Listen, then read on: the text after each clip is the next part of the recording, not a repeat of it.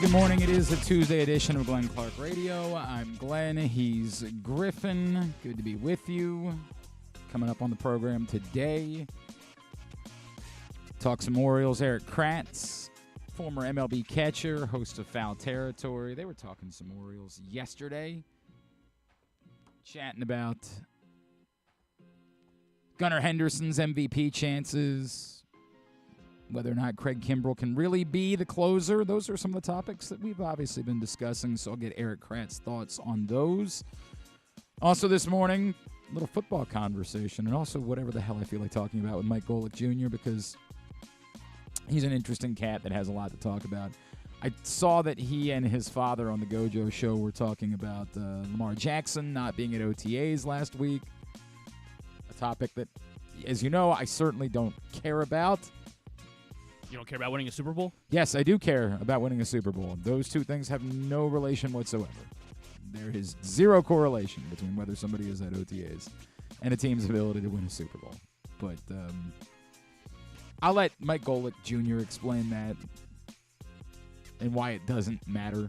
It's not worth it. But all that coming up on the program today. Of course, the Orioles win the opener last night in Toronto. Obviously, it was a very nice night for one Austin Hayes, who has been through it this season. But for all of that, he continues to hit lefties.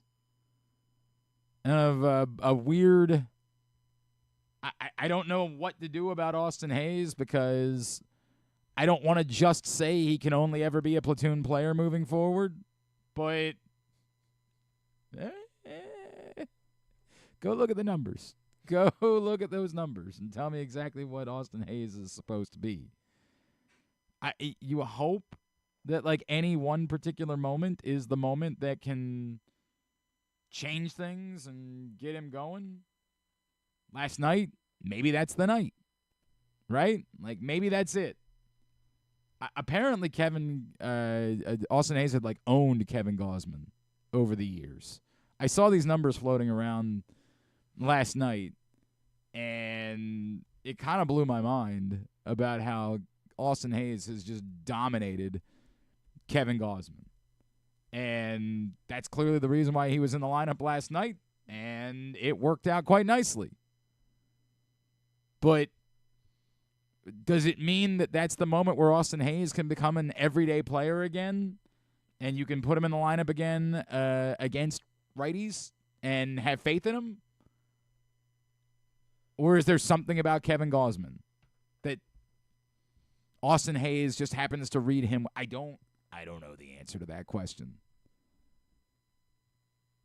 At the moment, I'll just take it at face value. It was a really nice night. And it was a nice night all around, obviously. A lot of guys were hitting Kevin Gausman hard.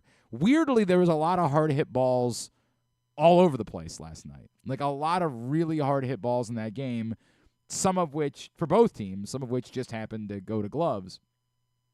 Grayson Rodriguez was good, was arguably very good. Ramon Arias continues to try to justify his roster spot. Son of a bitch. Right at the moment. Not that I don't feel that. I'm not saying that about Ramon Arias. I'm saying that about the situation. I want to make that abundantly clear. If he's going to be on the team, I hope he's outstanding. No, it's not. I'm not saying Ramon Arias is a son of a bitch. It's the situation. It's the just at the moment where it feels like, all right, finally, we've got the answer. Here comes Ramon Arias off the bench to make a great play and then hit a home run, and you're like, this guy, man, right when it seemed like you knew, that maybe, hey, once Jorge Mateo returns, Connor Norby can go ahead and stick around and he can have Ramon Arias' roster spot, because there's no reason that Ramon Arias needs that roster spot.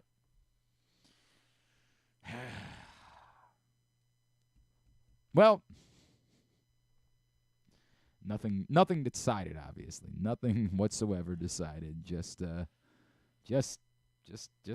making it complicated. He's kind of showing that he can play that role. Like, he just be maybe a guy that never starts unless maybe unless Jordan Westbrook hits on the hand and misses 2 games. Like, look, let me go ahead and put Austin Hayes up on the board real quick before we get into the rest of the conversation. Yes, Austin Hayes becomes the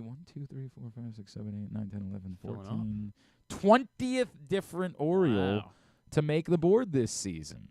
Unfortunately, one will not be making the board again, as John Means did get up on the board before his season came to an end. Tyler Wells never did, so he unfortunately will not be making the board at any point this season. But Austin Hayes does.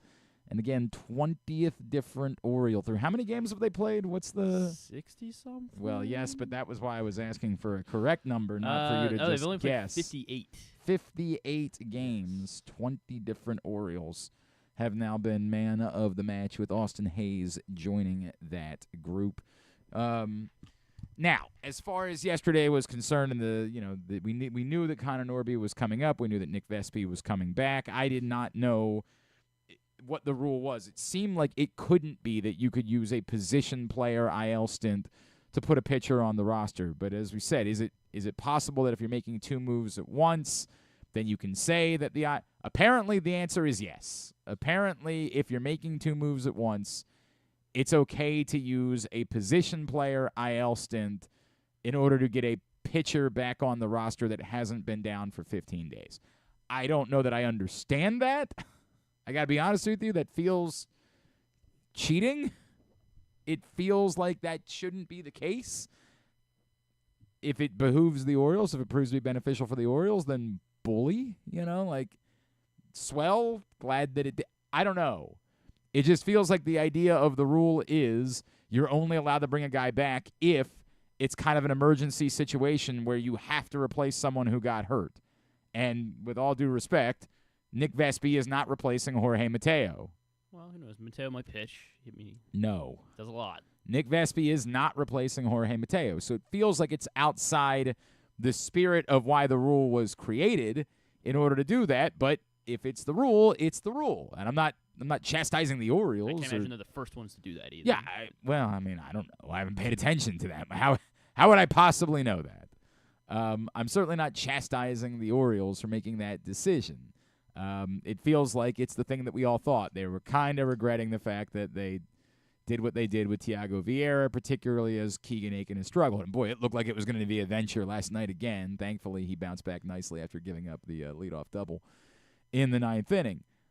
It felt more like a regret about Vieira and not giving Vespi a longer leash, and this was sort of a weird way that they could go about addressing that. So they did, and that's fine. I think we all agree that we would prefer to have Vespi on the roster than Vieira, so all's good here. The question now becomes, what is Connor Norby's role? I guess Brandon Hyde said after the game last night that he's going to play again tonight, which inherently seems like a good thing. It seems like if you're going to call someone up, I know there's going to be a Heston Kjerstad fan that's going to be hearing me say these words and is going to say, "Oh, yeah?" But inherently, it does feel like if somebody's going to be on your roster, they should probably play. Like, that does seem to be a thing. So, yes, Connor Norby comes up, does not have a good night last night, couple of strikeouts, but he'll be in the lineup again tonight. Is it just a 1 week, hey, somebody's got to play, so he's going to play, but look, in a week he's going to be gone? Well, if Ramon Arias is going to continue to perform, then that's probably the answer. Because the only other, I guess that's not true. There's two other questions. The first would be Ramon Arias, who I have believed his roster spot can no longer be justified. I don't know what to make of a week in which he's had two really solid performances now. I don't know. Should I overvalue that over the totality of what I think Ramon Arias is and say, hey, he's kind of a hot hand at the moment? Maybe you want to ride that a little bit longer? The other one that comes into focus, obviously, is the discussion that we were having yesterday about Cedric Mullins. And the belief that I have that you're at a breaking point with Cedric Mullins where something has to give. I just don't know how the Orioles feel about that. And I don't know where Cedric Mullins is with that. That's part of the difficulty of having that conversation is, as I say, hey, a mental health IL stint might serve Cedric Mullins well, as we continue to say that the player has to be on board with that too. We just went through this with the Mets, where you can't do it. You can't do you run the risk of serious punishment now if you try to do the pothole bit. if the player is not on board with an IL stint, you're going to get in trouble. And it might not be immediate because the player might not want to say anything because they don't want to, jeopardize their roster spot, whatever it is. It might not be immediate, but there will be serious punishment for teams now that try to abuse the IL for players that aren't actually hurt. Now, Cedric Mullins, as we keep saying, has options. It seems it's painful. It's humiliating, the thought of a baseball player as accomplished as Cedric Mullins, a 30-30 guy, an all-star, a guy that was, en route to being team MVP just a year ago before injuries derailed his season, but still was responsible for, as I keep talking about, literally all of the moments that you remember from a team other than Ryan O'Hearn's home run in Toronto. All of the meaningful. By the way, I just was reminded today that a year ago on this date, the man of the match for the Baltimore Orioles. Oh my God! You know what? This will be a good exercise. I want you to try to remember who man of the match was on June 4th, 2023. Okay, so because it is magical. So, he didn't have a big. Because I remember they were playing the Giants, I think, around this time last year, and that was when Josh Lester. There you go. Was up there on the team. You go. Was it Josh Lester? Lester was man of the match for the 2023 Baltimore Orioles, and I am going to guess that there are multiples of you that don't know what a Josh Lester is. He had a good spring last year. That name was made up. That are like, no, Josh Lester. That doesn't sound familiar. It doesn't. Now does it? Where is he now? Sure doesn't. He apparently is at AA Northwest Arkansas, it appears. Wow. Is where you can find Josh Lester in the Kansas City Royals system. If that's the type of thing that would interest you, is getting an update on Josh Lester. Always. Yeah, that one blew my mind, man. Like Josh Lester. Wow, how about that? Anyway, where was I? How did I get that help win them the game? I don't even remember the circumstances. I got to be honest with you. I don't remember the circumstances at all. Because I do remember, I definitely remember it being like, wow, Josh Lester just drove in 2 runs, and I can't remember if they were already up or. No, don't remember. He was man of the match. That's all I got for you. It popped up on Facebook this morning that Josh Lester was man of the match, and I'm telling you, if you asked me to name the roster of the 20, if you said this morning before I looked at my Facebook, name all of the players that played at least one game of the 2023 Baltimore Orioles, there is zero chance that I would remember that there was a Josh Lester that even existed for the Orioles. None. Zero. Would not have happened. Anyway, the moral of the story, of course, is that we're talking about Cedric Mullins, and Cedric Mullins is responsible for all of the significant moments. So to do that to that player seems beneath them. It seems humiliating. This is someone who has been a stalwart. We just talked about this with John Means. This is someone who has been a rock for your franchise now for a few years. Optioning them, just straight up optioning that player.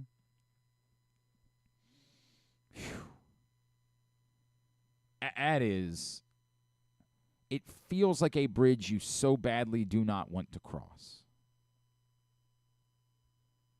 Do you have an option? No pun intended. Do you have a choice?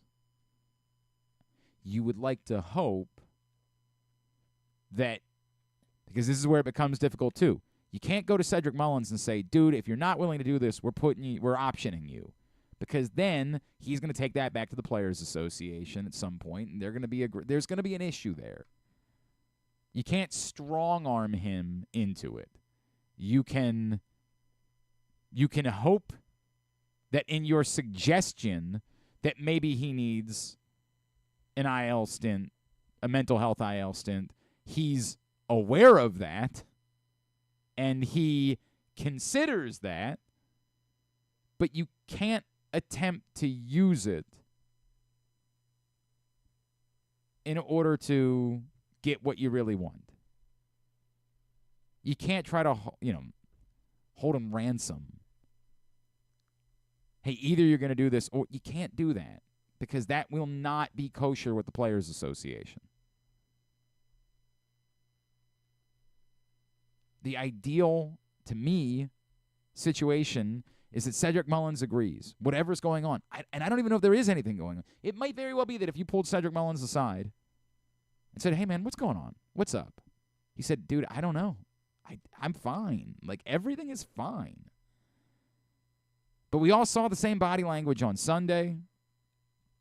I certainly don't think it helps that, your buddy ends up going on the IL for a concussion. I don't think that any of that can be a good thing.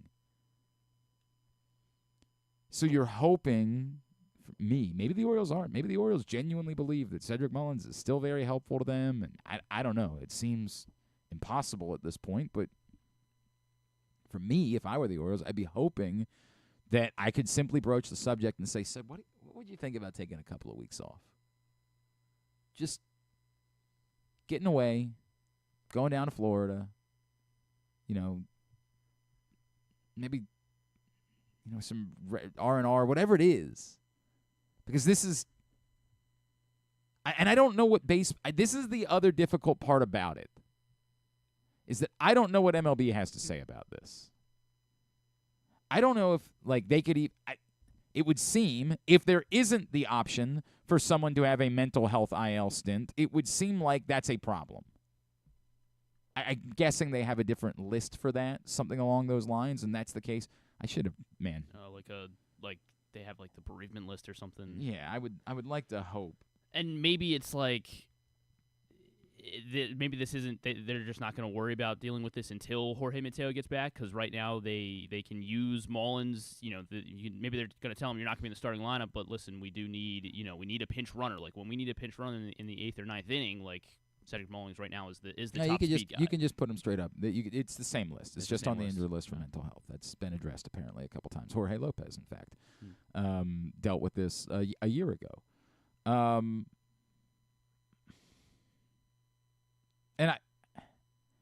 then it does become awkward too, because if Cedric Mullins isn't feeling like there's a problem, then it does feel like that you're abusing what's supposed to be a legitimate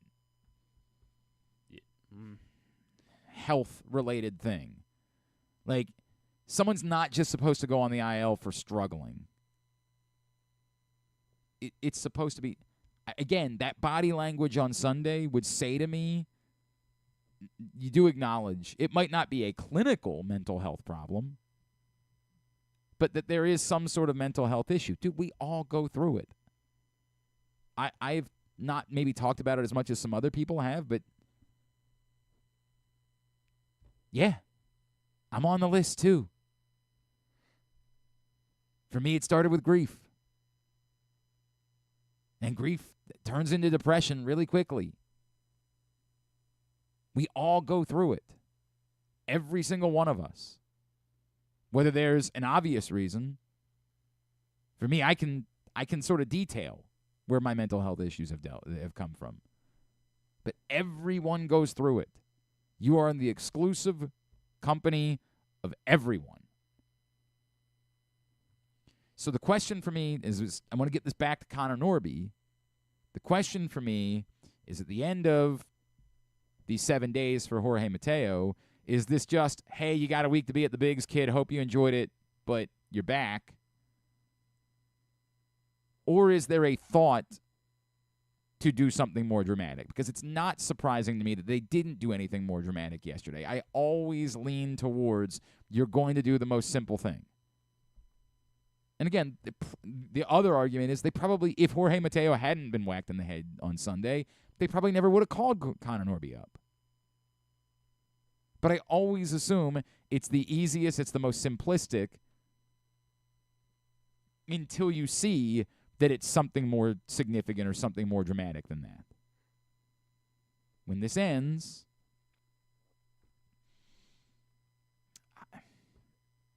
I think it is at least something that they should be spending some time with and really considering whether or not it's time to do something more significant. I don't even know who's pitching for the Blue Jays tonight. I don't think they've announced. They haven't announced. Although I guess the assumption is it's Bowden Francis. But I guess Bowden Francis is like a piggyback guy, so they're not really sure if he's definitely going to start or if somebody else comes in for a couple of innings and then they turn to this Bowden Francis care. I don't know who this person is.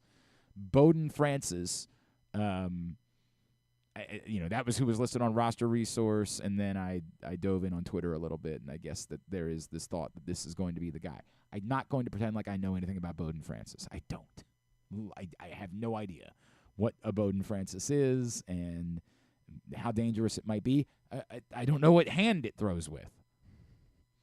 I assume if it's a piggyback situation that the Blue Jays are going to make the Orioles' decision more difficult because they're going to is Bowden Francis right-handed or left-handed? Let's find out. Okay, glad we're on top of it. Bowden Francis. I can do this just as quickly. Bowden Francis is a right-hander. So presumably the Blue Jays will either if Bowden Francis is going to piggyback, presumably they'll take a left-handed reliever and stick the left-handed reliever out there to start the game and force the Orioles to choose how they want to stack their lineup. So that might make these decisions a bit more difficult for tonight, specifically. I don't know what to do with Cedric Mullins.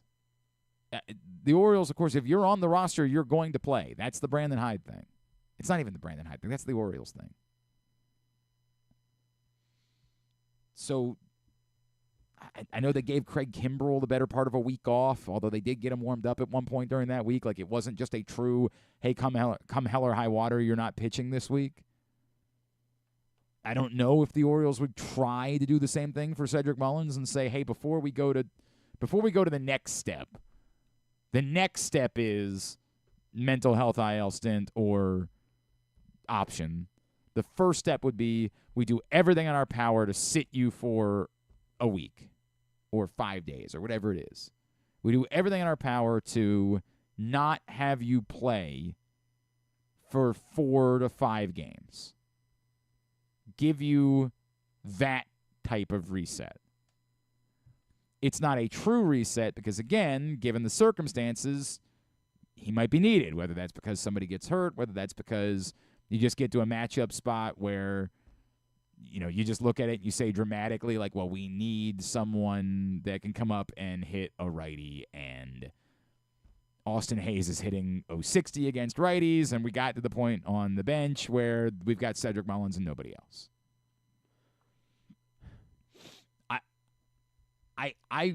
I'd be interested in if that's part of the calculus for the Orioles, is that their first thought process is just extended time off. Not a day. Talking about practice, not a game, not a day. He started Sunday, I understand. He didn't play last night, and I wonder if the thought process is to try to just give him the week. Right. Sunday is, to me, a bit of a line of demarcation because you also added in the thing with Mateo and the body language. The body language was so the thing with the bat, the whole deal. That maybe coming out of that, you say to yourself, all right, because that's to me when I felt breaking point. Like, there's something, we can't pretend like this isn't going on anymore. So I wonder, and I'm just wondering, I don't have any information, I'm just thinking out loud, if that isn't part of the calculus. You faced a righty last night, and he wasn't in the lineup. And again, you could look at Austin Hayes' numbers against Kevin Gausman and understand why it is that you wanted Austin Hayes in the lineup. And, hey, Colton Cowser being in the lineup, it was a very good thing last night, right? I don't know if it's as simple as that, like, hey, because of Austin Hayes' numbers against Kevin Gausman, he was going to be in the lineup last night, or if it's also in part a thought process about we want to rest Cedric Mullins for a couple of days. And we'll find out, right? It's totally plausible. Again, not knowing what the Blue Jays' plans are tonight, it's very difficult to get a sense for what the logical lineup would be. They have Trevor Richards. He's a righty, and he started games before, but he's been used as a reliever. But I would think that they would want a lefty. If they're going to piggyback Francis, who's a righty, you would presume they'd want to start with a lefty. Tim Meza, I guess. I don't know anything about, but I don't know when he's. But I don't know when he's pitched. I don't know when he's. So yeah, if all you're asking for is an inning, then I don't know, and I don't know if they want to start Francis and then go to. I don't know what the thought I don't know how many innings they think this guy Bowden Francis can pitch. I don't know if this is definitely what's happening, or in their mind they're going to call somebody up from Double-A today. I don't have these answers. I'm just talking out of my ass, really. Hi, Glenn Clark Radio. It should be the tagline for the show. Talking out of our ass. He made so he hasn't pitched Bowden Francis hasn't pitched in the big league since April 24th, and he made 2 starts in April as well. He went 5 1/3 once against Houston, but he let up 7 runs. Okay, but apparently they have used him in a piggyback capacity. Apparently he's gone at least 2 innings every big league appearance. Bowden Francis. If you search on Twitter about Bowden Francis, you will find out. Like Ben Nicholson-Smith from Sportsnet. Jays haven't made anything official, but reading between the lines, it seems likely Bowden Francis will be activated to pitch in some capacity tomorrow. He'd be available for about 4 innings or 60 pitches. Possible Jays would use an opener with Francis. And now, by the way, he throws out Richards, Cabrera. And now this was before the game last night that he tweeted this because he didn't know. And if they're going to use a lefty, that's that's against Gunnar, Adley, and Mountcastle or O'Hearn or whoever. So right. Well, you're. What do you mean? Well, I don't think if they're going to start Meza, because he's the only lefty they have, they probably won't. But if they were to use him, that's not going to affect whether you play Mullins. Because you get through that part of the line, you would assume that if Mullins is going to be in the lineup, he's going to be batting 8th or 9th. Right. Correct. So he'd be facing. And again, this is all presuming this is what they're going to do. But what you're also telling me is they don't really have a lot of lefties available in their bullpen. Correct. Because they used Little yesterday. He's a lefty, and then that's really it. So it seems like the Orioles could stack a lineup. Genesis Cabrera. I don't know who he is. I don't know. That's a lefty though? Yes, he's a lefty. That was on the list that Ben Nicholson-Smith threw out as a possibility. No, it's totally plausible that they're doing this hoping that guy, and again, not knowing anything about Genesis Cabrera, that they're hoping that you can get 2 innings out of that guy. But again, to your point, Cedric Mullins will be at the bottom of the order anyway, so what's the danger of him facing I don't know. I'm talking. This is me trying to talk through it.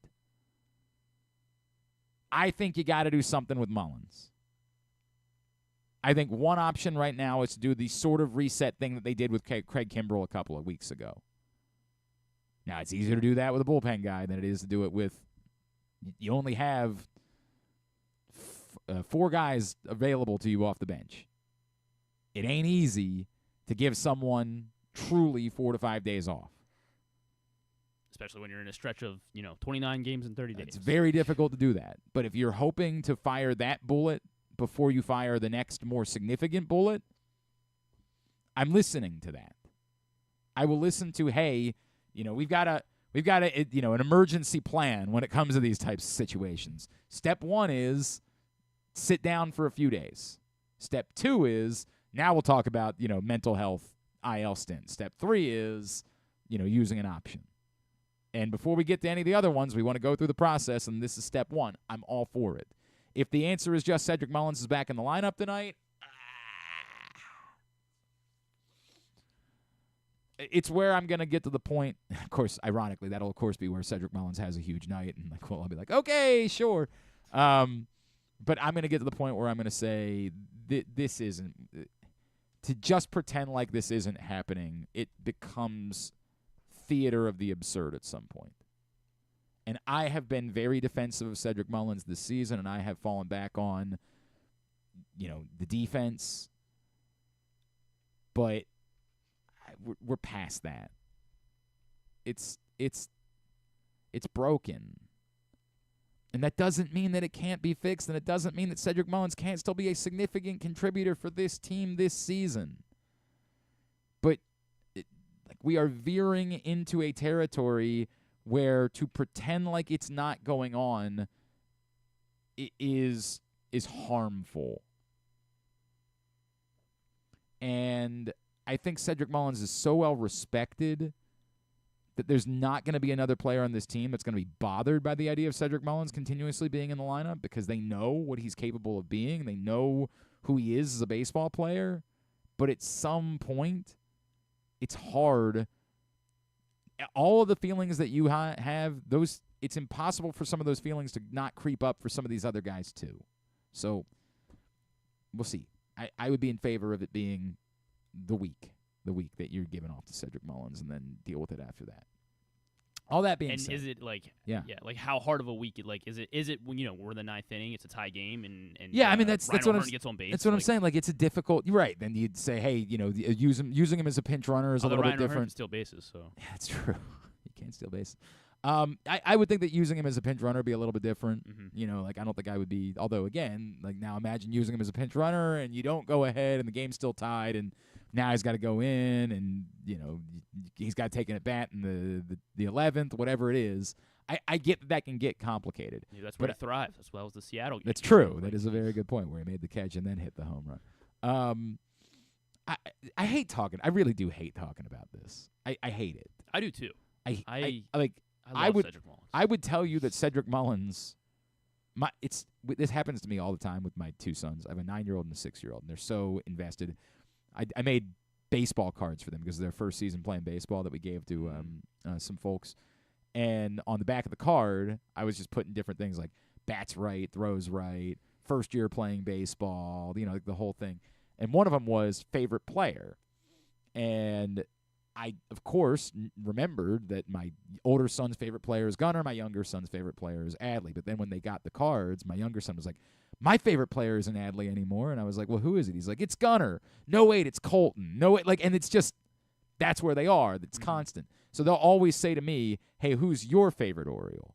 And straight shoot, for the last 2 years since all this started, whenever they've asked me who's your favorite Oriole, it's been declarative. Cedric Mullins. Mm-hmm. Cedric Mullins is my favorite Oriole. Now, I've said that in part because I've gotten to know Cedric Mullins over the years, right? Like, Cedric doesn't actually love doing interviews, which is a funny thing. Like, he doesn't really like doing it. But he's always been willing to when asked. We don't ask a lot because we know he doesn't like doing it. But when asked, he's normally been willing to. And I've greatly enjoyed this. I think I've told the story. Adam Jones told me years ago, like, dude, you need to get to know Cedric Mullins. You're going to think he doesn't have a lot to say, but he's got a voice. Talk to him. And we had some good back and forths. And when Cedric was in the minors and when he went through this initially, getting caught up and it not going right and getting sent back down, it would have been very easy for Cedric to say, dude, I'm not going to talk to anybody about this. But, like, for our weekly Bowie Bay Sox hits, Cedric Mullins, demoted, humiliated, if you will, was still willing to come on and talk about it. I love Cedric Mullins.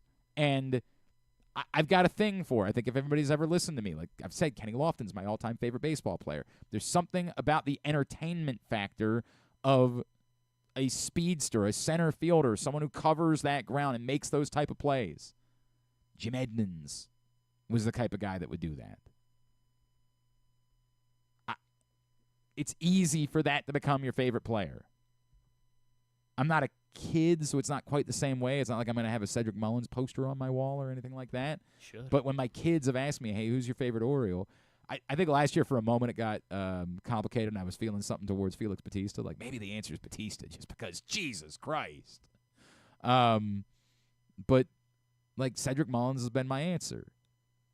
So this sucks. This is painful. But I can't pretend like it isn't going on either. And the Connor Norby thing kind of brings it back into the question for me. Is the first goal, give Cedric Mullins a couple of days off, see what happens after that. But then if in seeing what happens there a couple of days after that, it's more of the same, I don't know that I would be okay with a world in which you're just continuing to try to gut it out with Cedric Mullins while you're sending Connor Norby back down. And again, I get it's not apples to apples because it's not like Connor Norby's a center fielder, but you've got, enough guys that can do enough things that I would rather have Connor Norby on the roster and being given an extended look than continuing. And the thing is, Mullins would probably really have to turn it around, because I would think that if Cedric can't Mullins continue to hit under 200. No, of course not. You can't do that. But I would think at least if there are signs. And I know anytime Cedric Mullins does anything, you want to believe you're like, God, this could be the moment. This could be it. Everything could be changing right now. Routine fly ball to center. That's it. Yeah. That's all I need. But, if he had was it 2 weekends ago where he had the big game? God, when was Cedric Mullins? When was the moment? It was the Sunday game, right? Was it the Memorial Day when he hit the triple, or Memorial Day had the triple? But I feel like there was a Sunday game or a weekend game where he had a 2-hit game, and we were like, it's back. God, we've been waiting. Here we go. And there was a week, obviously, early in the season when he had a really good week, and I can't remember what. This all runs in together. April. He had a 2-hit day against Chicago. He did have a 2-hit game against Chicago. 2 bases. Yeah. Yeah, 2 hits, 2 stolen bases. And there was a Sunday game against Seattle where he had 2 hits. I did have that correct as well. Yeah. Those moments, you convince yourself, all right, we're back, baby. And then they're fleeting. It's just lift off. Yeah, it's a bummer. It's a real bummer. Anyway, sorry. I don't know what just happened here. We just sort of got lost in this wormhole related to Cedric Mullins after I started with Connor Norby. It's on me. Sorry. Hi. Me, I'm the problem. It's me, the whole thing. Anyway, Orioles do win Game 1. What the hell just happened? Orioles win Game 1. Tonight, Game 2 of the series. Play last night. Yeah, right. Corbin Burns on the mound for the Birds, which is objectively a good thing, although he is obviously coming off his season high in 108 pitches thrown last time out. Although he did get the extra day, right, because they didn't play last Thursday. So he does get – this isn't 108 and short rest. This is 108 and full rest, so you would hope that he'll be just fine going out there tonight against TBD. But, again, we believe that somehow this Bowden Francis character is going to be involved with TBD, and we will see how that goes. So that's the deal. That's what's coming up. All right. Got a lot we're going to do. When we come back in, we are going to talk some more baseball in a few minutes. Erik Kratz from Foul Territory is going to join us, former MLB catcher. Going to talk some Orioles with him, get his thoughts, and I will present this mental health conversation and how you do this with a veteran, because I do just sort of broadly want it can't be easy. There's just no way. So I'll present that to him as well. Today's show is brought to you by County Sports Zone. CountySports.zone. Yes, this year's high school season has come to a close, but all throughout the summer, County Sports Zone is going to be getting you ready for high school football, and is going to have, the news, the latest in coaching changes, things along those lines. So if you're a high school sports fan, if you're someone who just wants to be more well-rounded as far as being a local sports fan, then I would encourage you to check out CountySports.zone. CountySports.zone is proudly sponsored by your local Toyota dealer and buyatoyota.com. It is a Tuesday edition of Glenn Clark Radio. Gambling can be a fun and entertaining experience, but there are risks involved. If you're planning on betting on the game at the casino or on your phone or computer, know your limit, stay within it. Set a budget and a time to stop. Remember, gambling isn't a financial solution, and it doesn't mix well with alcohol or drugs. Know the risks and have a plan before you begin gambling. For free and confidential services, call 1-800-GAMBLER 24/7 or go to helpmygamblingproblem.org. Discover one of Baltimore's hidden gems at Guilford Hall Brewery. Enjoy dinner in our spacious brew pub, sip a signature cocktail in our outdoor, dog-friendly beer garden, or take a tour of our brewery. Discover your new favorite local craft beer. From crisp lagers to hoppy ales, there's something for everyone to enjoy. Pair your brew with delicious appetizers and entrees. There are options for the whole family, but you have to try our fan-favorite giant pretzel. Guilford Hall Brewery, where every sip is a celebration. Visit us online at guilfordhall.com. Make the most out of every day in your Toyota RAV4. Available in hybrid or gas-only models. A RAV4 can get you where you want to go in style. Check out buyatoyota.com for deals on new RAV4s from your local Toyota dealer today. The drug scene in Maryland is changing. Fentanyl and xylazine are being added to street drugs, and you may not even know it. Xylazine is not even intended for humans, and fentanyl is an opioid 50 times stronger than heroin and contributed to over 80% of overdose deaths in our state. Anyone who uses drugs, even occasionally, is at risk of overdose. To learn more, visit stopoverdose.maryland.gov or call or text 988. The votes were all counted, and the results are official. Royal Farms was named #1 for food in the USA Today 10 Best poll, receiving more votes than any other convenience store chain in America. The next time you want to get some good food fast, doesn't it make sense to go to Royal Farms? Voted best in the USA and home of world-famous chicken. Real fresh, real fast, Royal Farms. The latest edition of Press Box is available now. On the cover, Luke Jackson profiles Grayson Rodriguez, talking to people who have been part of his path as the Orioles hope he'll become their next homegrown ace. Also inside, we remember legendary Maryland basketball coach Lefty Driesell with stories from legends like Roy Williams and Bobby Cremins about what it was like to go up against the old left-hander. Press Box is available at over 500 locations around Baltimore, including 60 Royal Farm stores. You can also find the best daily coverage of the Orioles, Ravens, and Terps at PressBoxOnline.com. One of the things that's definitely wrong with this country is that this dude still has a job somehow, some way. Glenn Clark. Some news in baseball this morning, and we saw this starting to come out yesterday.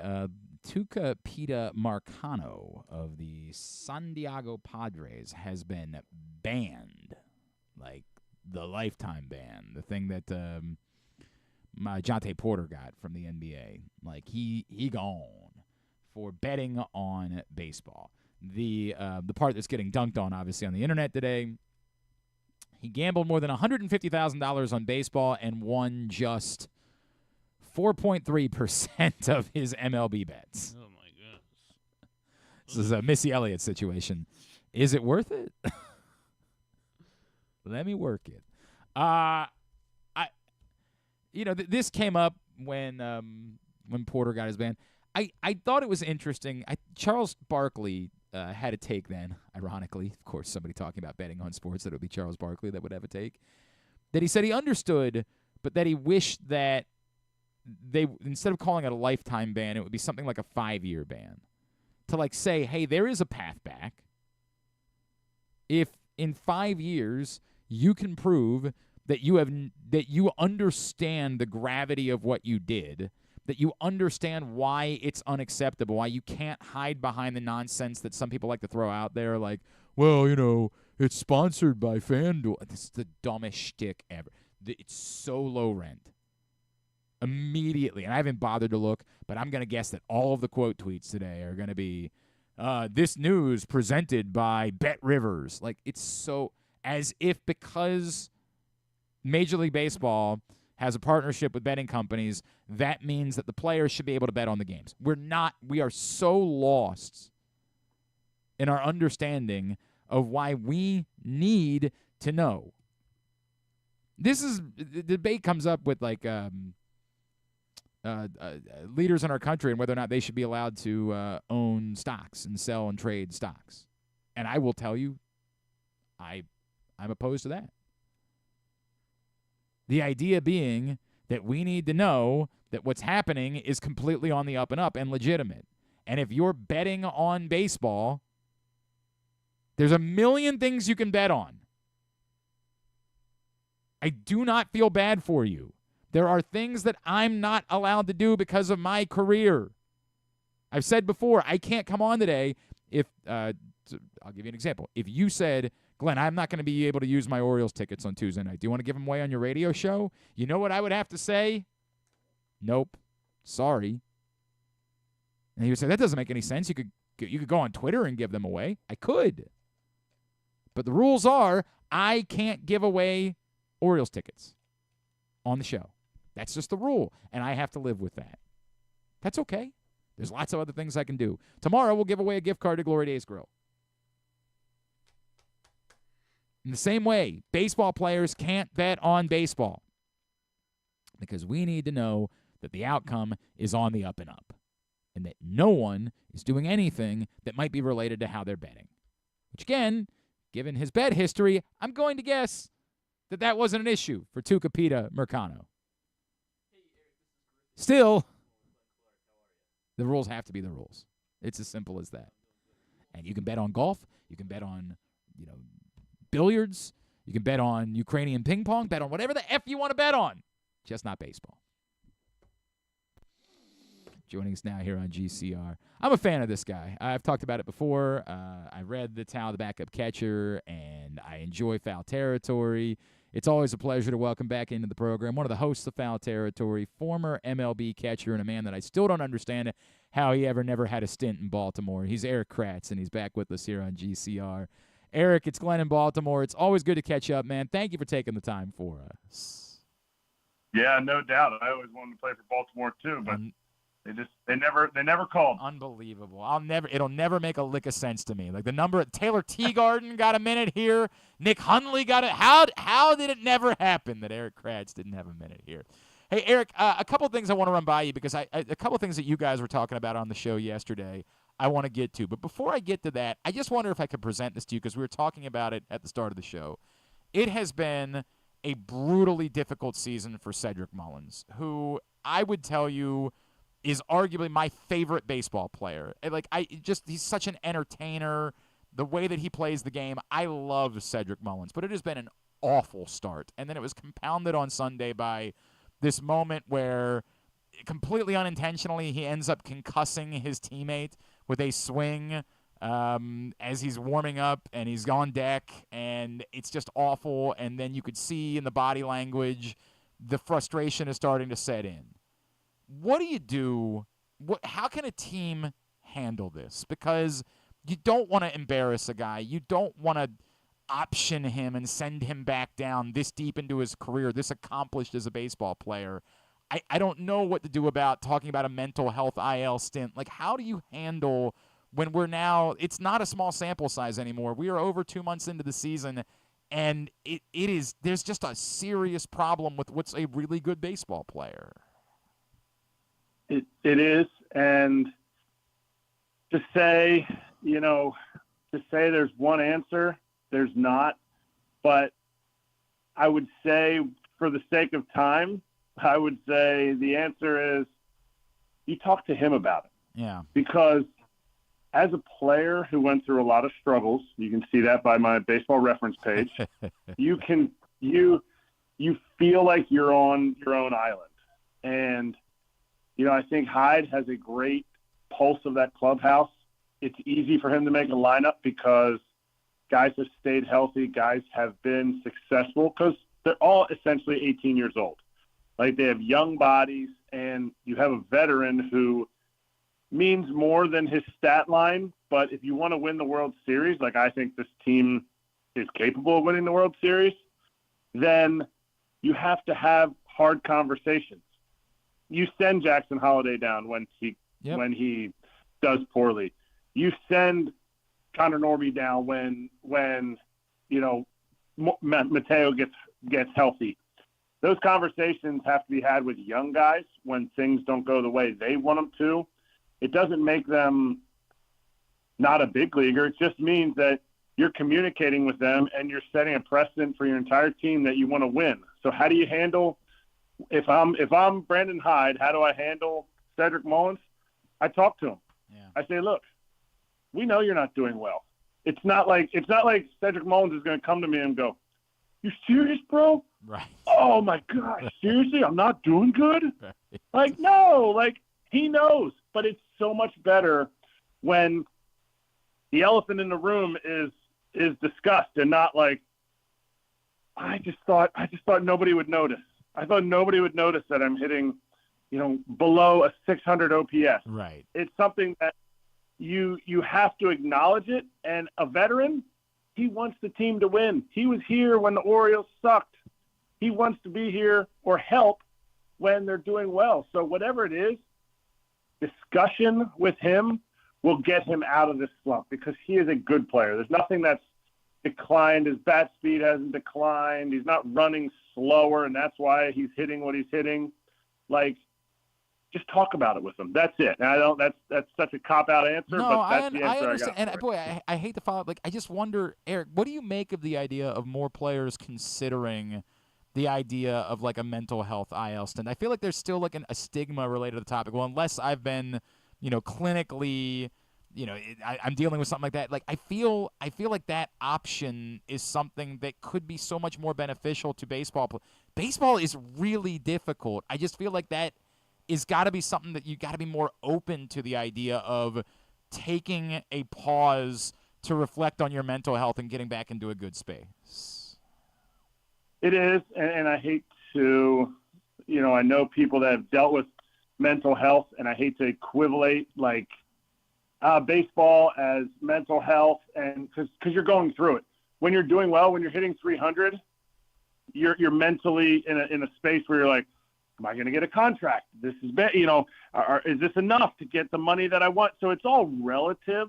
And I think staying the mental health part of it is tough for me because it's all a grind. And I don't know if that's the answer, but if that is the answer for him or for the team, it could really reset him, or it could set him back 10 days where he's sitting there going, holy cow, I haven't played in 10 days. My numbers are exactly the same. Am I still this bad? So it's a hard thing to go through, but everybody goes through struggles.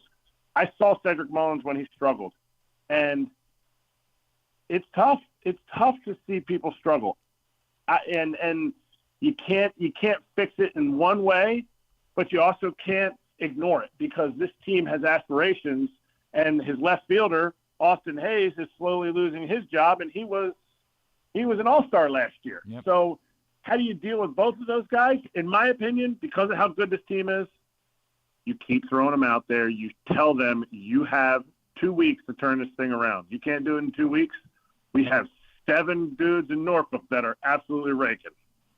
Erik Kratz with us from Foul Territory here on GCR. So, Eric, a couple of things I heard you guys talking about yesterday. Like I heard Scott, he was very heavy about, I still don't trust Craig Kimbrell, who has been obviously a lot better since that little dip, right? Like, he has come back, and it's quite nice. I'm still in a weird place with this, Eric, where I'm probably closer to where Scott is, where, like, I like Craig Kimbrell, and I think he can be a valuable leverage arm for you in a postseason where you're going to need a lot of valuable leverage arms. But it just feels to me like you need that guy that you can trust to throw 3 times in 4 days, and that's where it feels like you get into trouble with Craig Kimbrell. Can Craig Kimbrell really be the guy that you can win a World Series with as your definitive 9th inning arm? Can he? Yes.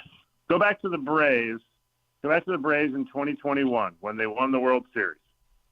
And the outfield that they put together at the trade deadline, nobody would have said, Adam Duvall, Eddie Rosario, Jorge Soler, Jock Peterson was going to be the outfield that was going to take the Braves to the World Series.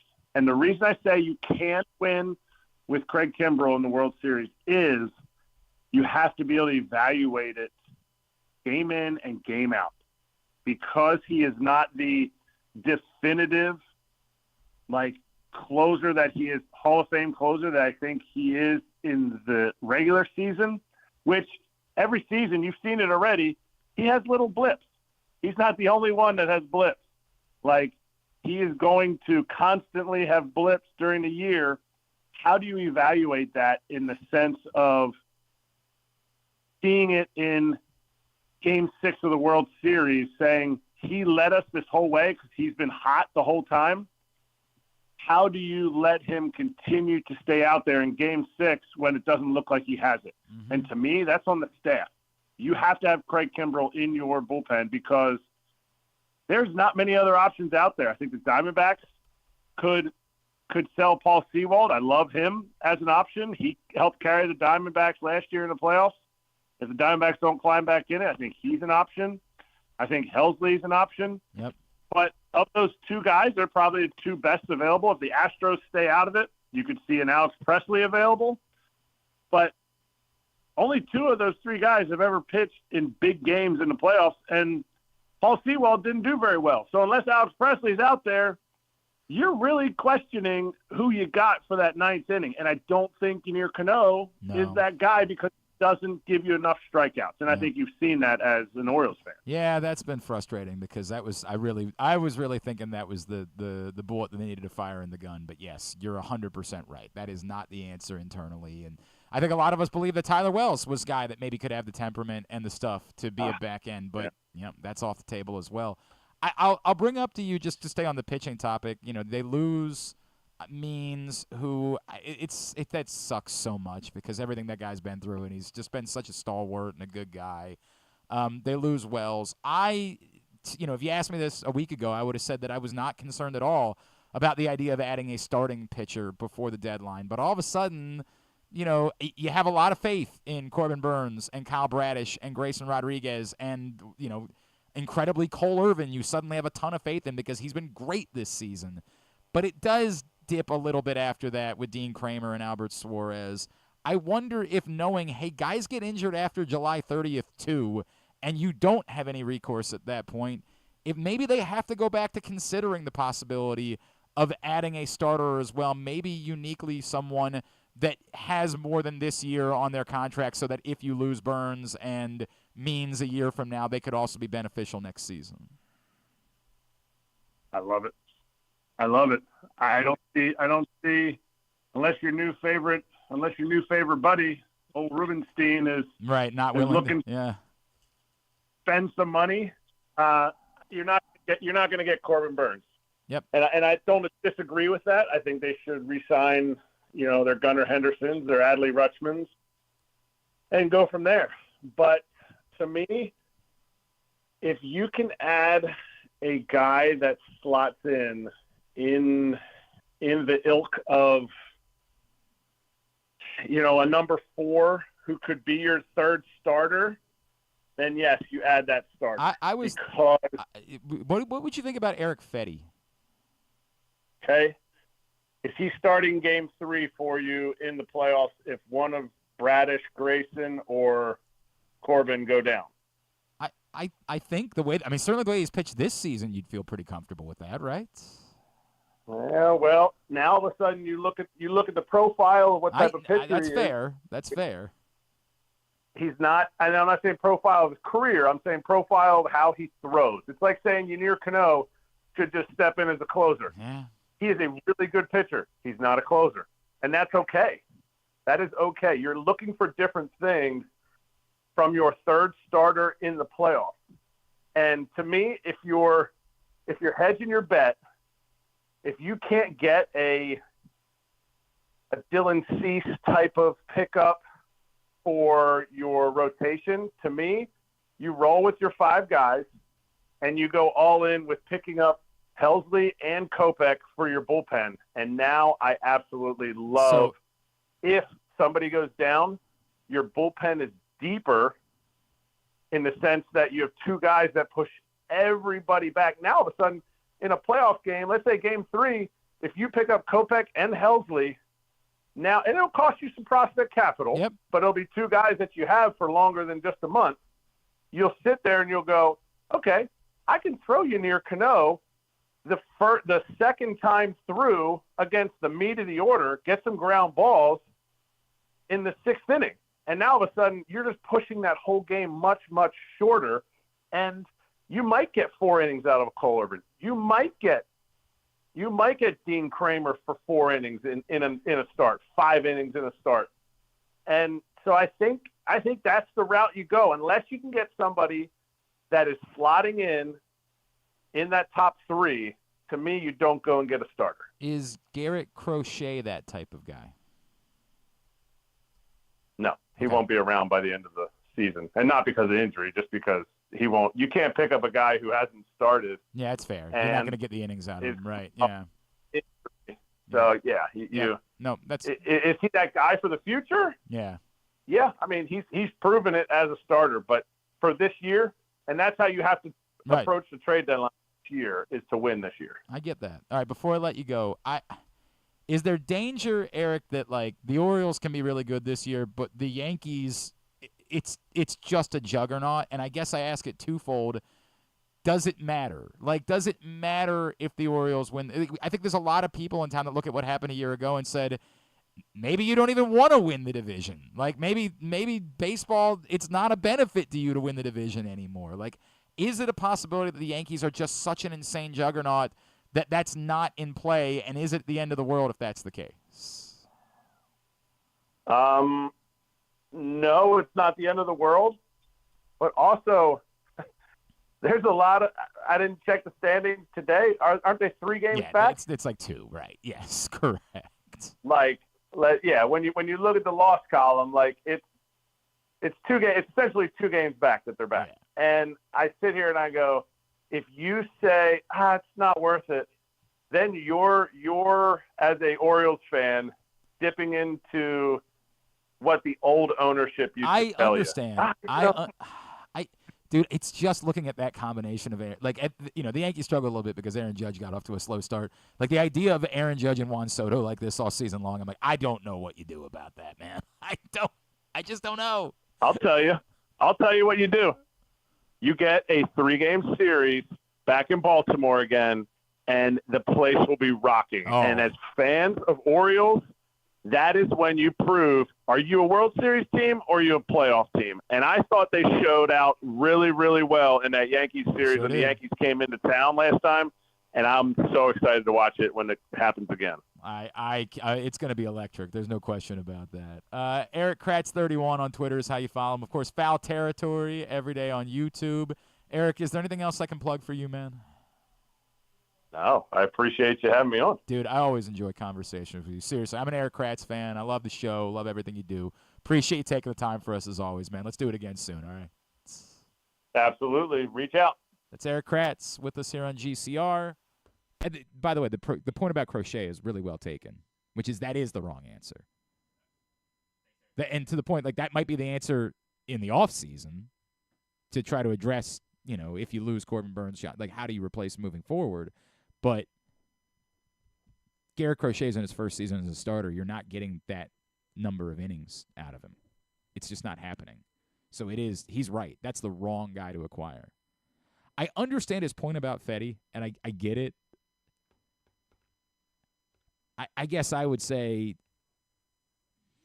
depending what the cost is, like if you're telling me that I can get both Fetty and Kopech, you can only get the guys that are available, right? Like, I'm all for aiming high, but you can only get the guys that are available. And how many of these teams are going to be selling pitchers?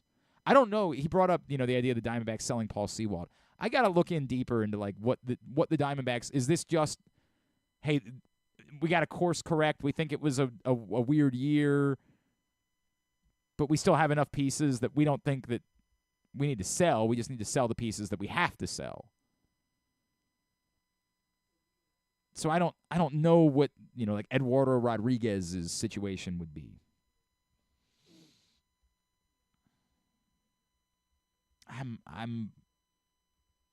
I'm interested in the guys that are available, and obviously Eric Fetty would be available. I don't know who else is going to be on that list. All right, we're into hour number 2 of GCR. Today's show has also been brought to you by the Stan the Fan Variety Hour. Stan and Luke got together yesterday. Facebook.com/PressBoxSports. If you missed it live, YouTube.com/PressBoxOnline. PressBoxOnline.com/video for Stan, Ross. Actually, I think Ross was off yesterday, but Stan and Luke talking baseball. And usually every Monday, Stan, Ross, and Luke talking baseball, and then Stan and Eric Garfield every Thursday talking prospects as well. You can find that show in all of those locations. We continue along. Oh, yeah, this is significant news from the French Open. Novak Djokovic has withdrawn from the French Open. Now, did you have a Novak Djokovic-related bet? No. Well, while we were watching it yesterday, I did put in a bet. I didn't get him just in the match against what was the guy's name? Sir. Hogan. Oh, yesterday? Yeah, yesterday. It was Cerundolo. Cerundolo. Yes. Yeah. So I was like, oh, I'm ruined because I grabbed Djokovic at like plus 110 or something. Oh, I thought that I absolutely was on board with that being a smart bet during the match. When he went down 2 sets to 1, I was like, saw him dude, down at like plus 600 or get something. Get your money in on Djokovic right now. Get it in on him right now. But he's 37 years old, and he was dealing with cramps. It's not all that stunning that after 2 5-set matches that he's not physically capable of doing it. It's a huge bummer for a lot of reasons. For those of us that are in the camp, like, I don't ever want to see Alex Zverev do anything because he seems like a creep, and I guess we still have to say allegedly, but, I mean, come on. Like, this makes his path to the final a lot easier. He's got to beat DeMonor in the next round, and then Sinner's in the still alive, semifinal. right? What? Sinner's still Yeah, but alive. that's in the final. Like, that half of I don't want Alex Zverev in the final. I want him. I don't want him there. He had to go 5 sets with Holger Rune yesterday. Imagine Mike Golic Jr. like hearing all this. Like, am I bringing him in to talk about the French Open? Casper Ruud is now on to the semifinals because Novak Djokovic has withdrawn from the French Open. We are watching Jannik Sinner looking like he's going to put the finishing touches on Grigor Dimitrov and get his own spot in the semifinals. Let's get away from tennis. I would like to do all 2 hours on it, but not an option. Instead, we will talk some football right now and some much more important, more pressing things like Orioles with our friend from the GoJo Show. He is the great Mike Golic Jr., and he's back with us now here on GCR. What's going on, buddy? How are you? Not too much. I was hoping I would get on here at some point with you guys after Alcaraz played, because that's really my tennis interests are very siloed. And once I got introduced to Carlos Alcaraz and the phenom that he is, I was smitten. So every time that guy plays, I run to the screen, and no sooner than that. I don't know if you know my buddy Greg Rosenthal from NFL Network, who's on the Around the NFL show, but he and I actually did a tennis podcast for a few years called Courts of Thunder. And the day that Carlos Alcaraz, must have been he was 17 at the time, was playing Stefanos Tsitsipas in the U.S. Open. And I am a tennis nerd, right? Like, that's what you'll learn about me. I was all over this. I laid a ton of money on Carlos Alcaraz that day at extraordinary odds. And everybody was like, dude, what is it? I'm like, you trust me. When you watch this kid play, you're going to get it. And I was at a wedding that day, and I was a jerk because I was only watching the tennis match and not watching the wedding whatsoever. But it was a huge win. And there was a moment during the reception that you heard someone yell, like yell out. There should be a whole 30 for 30 documentary on the people that have watched premier sporting events or major sporting events at a wedding. I mean, hell, I've been with people who have the feet up in church at the actual wedding inside of a church. There are levels to this, and it needs to be explored in documentary format. God. I'm with you. No truth to the rumors. That might have been the case for me at a wedding this weekend with the Orioles game. But it wasn't at a church. So I've got that going for me. It was outdoors. We're all right. No, it's not true. But the reception, yes. All right, Mike. I brought you on to talk about a segment that I saw you and your dad do yesterday. But before that, I need to know if you've tried, because I have tried. So I saw on your Twitter that you picked up some of the European Oreo flavors. And I had a friend who kindly sent me some of those while they were in London last summer, shipped a few back for me. And the raspberry and vanilla are unreal good. Like, they are. There is no argument for why they're not being sold in America yet. Have you tried those yet from that group that you got? I have not. So I just got that home in the other day, and I am going to try and figure out how to stagger the content release for all these, because that's what my life has become. But I'm excited to hear the review on that. And you're right. I've been thinking about this a lot. Why we, largely considered the fattest country on earth, and I think that's a pretty well-earned reputation, have all these great menu items from people like Oreo and the other candy makers, people like McDonald's who trot out far superior menu items in foreign countries.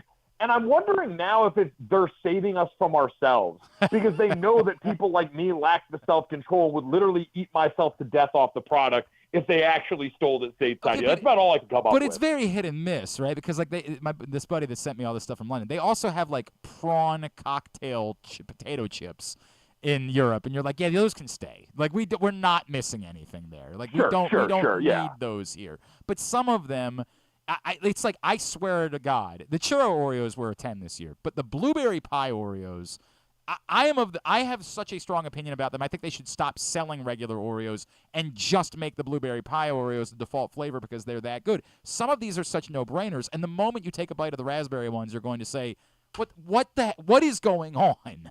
Why are we being forced Sour Patch Kid Oreos, which stink, which offer nothing to anyone that's over the age of 9? Why in God's name is that what we get when these exist? I'm the Stockholm Syndrome that we have because I'm sitting here twiddling my thumbs realizing I ate almost the entire industrial-sized pack of the Sour Patch Oreos just because they were in my apartment after I tried them. After you tried them, I am that sicko. I have that problem with potato chips. I actually have that. I will say these are not good, and then I will finish the bag anyway. It's bad, bro. It's so bad. All right. I would rather be sick than wasteful. Absolutely. Oh, man. By the way, did you try – I'm assuming you've tried the Dreamsicle Frosty, right?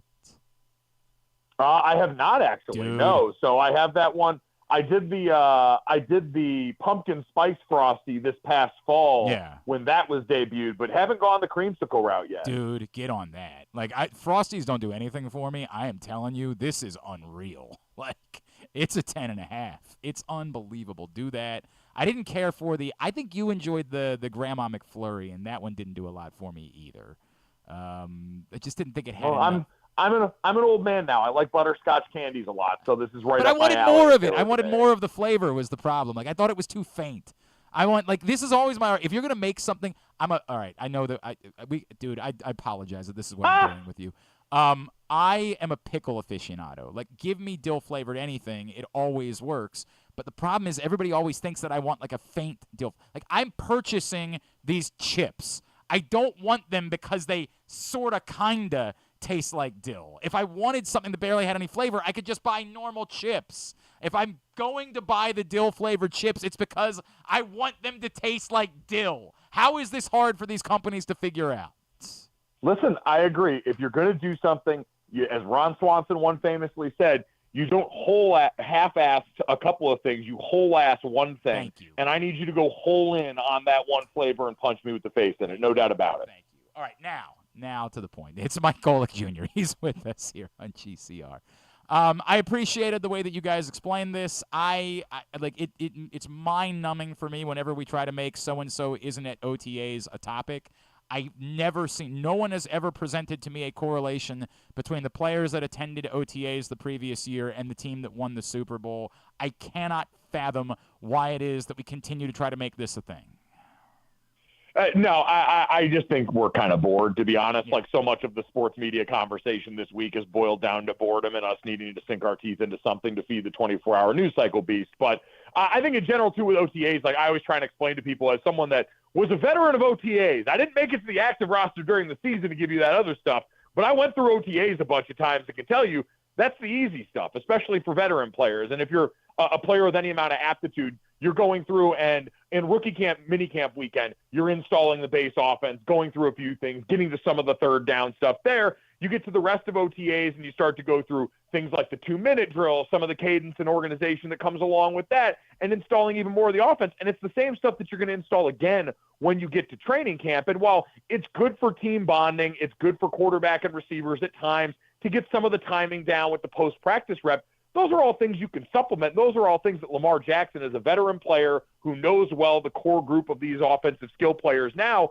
I'm sure has done on his own this offseason already and can after this in the lead up to camp where they'll also get a bunch of other reps. So I don't know why Lamar would be missing. I know he missed out on that $750,000 workout bonus, and so it must be a good enough reason to just leave that money on the table as opposed to coming and hanging out with the crew. But it is not anything that worries me in terms of a football sense in any actuality for this team, because I can't think of a football reason why he'd be missing now that the contract's been signed. Mike, I am also interested in like the fact that the Players Association is now going to push for there not to be OTAs this time of year, and that like the agreement that they came to would then basically, get rid of OTAs and instead give like a ramp-up period in July to the start of training camp, which is fascinating to me. And as someone who's not affected by it in really any way, because I'm not on the beat anymore, I don't have to go out and cover this stuff. It's no skin off of my ass, whatever they think is better. What would you make of the idea of instead of having June OTAs, it would just be a July ramp-up period? And would it benefit maybe guys less injuries during training camp. Yeah, that's the one part I can't quite figure out is how we think it would correlate to injury. Because, listen, the stuff that you're doing conditioning-wise and workout-wise and OTAs and in the off-season program, it's not anything crazy. A lot of these strength programs, they're afraid to touch you that much because all of a sudden if they're responsible for one of these star players getting hurt, that's on them. So much of the work you do in getting your body ready for the season for a lot of these players comes on your own. It comes with the team of trainers and personnel that they've assembled in their personal life because that's the expectation when you're a professional. And so I do think for veteran players that already have their off-season routine, that already know the work they need to do to get their body ready, this would definitely be a win and a way for them to maximize an offseason as the NFL owners continue to want to add more and more time, games, and length to the regular season and the postseason. The people it would hurt are young players on the way in because all the things I talked about were, yeah, if you're Lamar Jackson and you're the person that's been at the helm of this offense for multiple years, you're good. But for young players coming in, to get a chance to get into the playbook before the reps really matter, to get a chance to do it on the field and all these walkthrough settings and be in classroom time and get weaned on it first with the rookies, then with the rest of the team coming in, it does provide you an onboarding process that during an already chaotic time in your life, because they've just come off a college season, straight into combine prep, straight into pro day prep, straight into the draft and all this. There's no off season for rookies heading in. And so I do think this chance to catch their breath while they try and digest this new part of their life is important. And it's an area where young players would definitely bear the brunt of that. But unfortunately, this is the way that players have to negotiate when it comes to collectively bargained issues, and young players are usually the ones thought of the least because they make up the smallest part of the workforce. Would it be mitigated? Because I believe the thought was that they would keep like the classroom stuff and maybe some of that would become virtual instead of in person. Like, could that be mitigated if you're not doing the on-field but you're still doing some of the classroom stuff?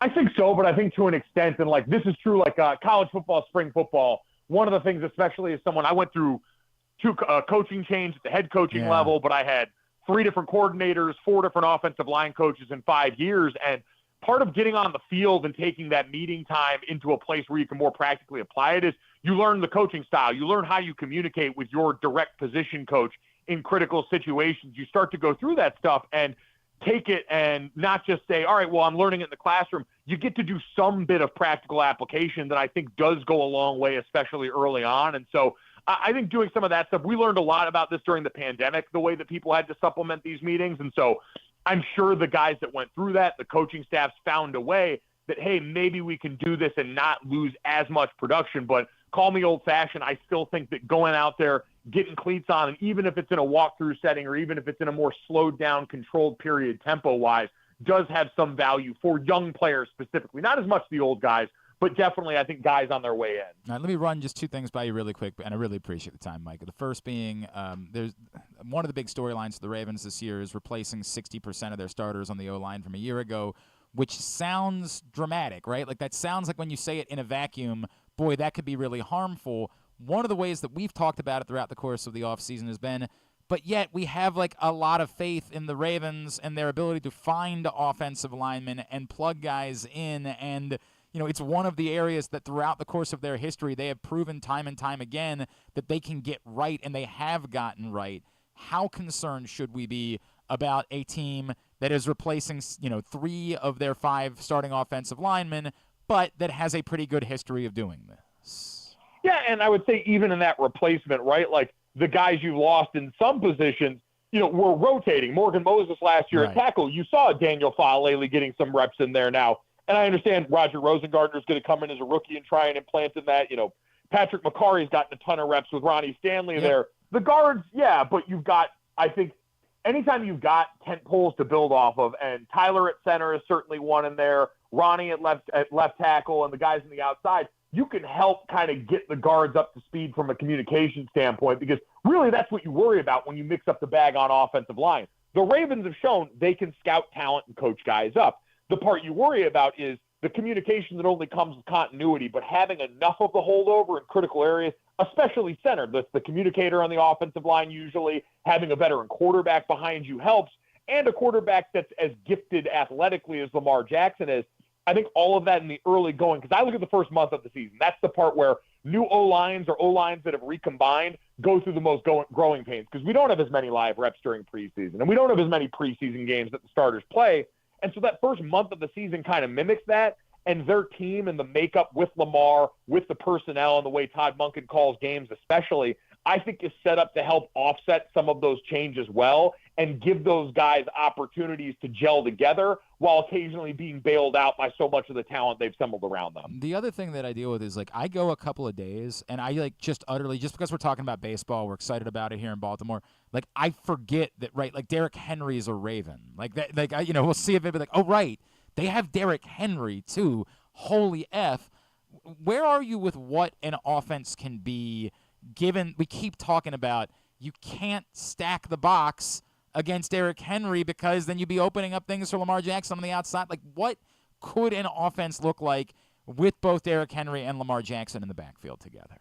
Yeah, I think it's incredibly tantalizing for a couple of reasons. I think first and foremost is for Derrick Henry, and we saw the timeshare in the backfield a bit for him last year with Tyjae Spears in Tennessee being different than Derrick Henry's normal workload. But you're talking about a backfield now that between Justice Hill and Keaton Mitchell hopefully coming back healthy and Lamar Jackson, very different kind of runners, but a lot of variety. So it's not going to be the same amount of pounding on a guy in Derrick Henry who, quite honestly, has withstood the pounding at the running back position in a way few players in history have and have remained productive. So you give him fewer opportunities to be impactful, and I have a feeling you're going to get the best, freshest version of him, combined with the fact that you look at him as a freight train coming downhill, Lamar Jackson is a Ferrari, Keaton Mitchell's a Ferrari. You've got such different body types and things defenders have to prepare for in that backfield. I've always said offenses are better, can present you with a lot of options with the same personnel groups. And when you look at the Ravens' big skill, and you could almost lump Derrick Henry into that, he's so massive, but with him, with Isaiah Likely, certainly getting Mark Andrews back at tight end and Lamar Jackson, they can do so much with the same personnel on the field, and now fitting Derrick Henry into that with the physical imposition that he applies when he's out there each and every down the defense has to account for, I just think makes a real bad math problem for opposing teams and a really exciting opportunity to see Derrick Henry wear the coolest uniform in sports. Seeing him in the murdered-out Ravens uniform with the visor is going to be awesome. Yeah, that's what football is supposed to look like. I do tend to agree with that. Do you think there's a chance that the Maryland Whipsnakes will end up ruining the day they decided not to take Pat Cavanaugh with the number 3 pick and instead went with Ajax Zapatello? Man, I tell you what, listen, Ajax is a hell of a player, and getting to see him there, he's awesome. But Pat Cavanaugh is a legitimate program changer, and I'm jealous.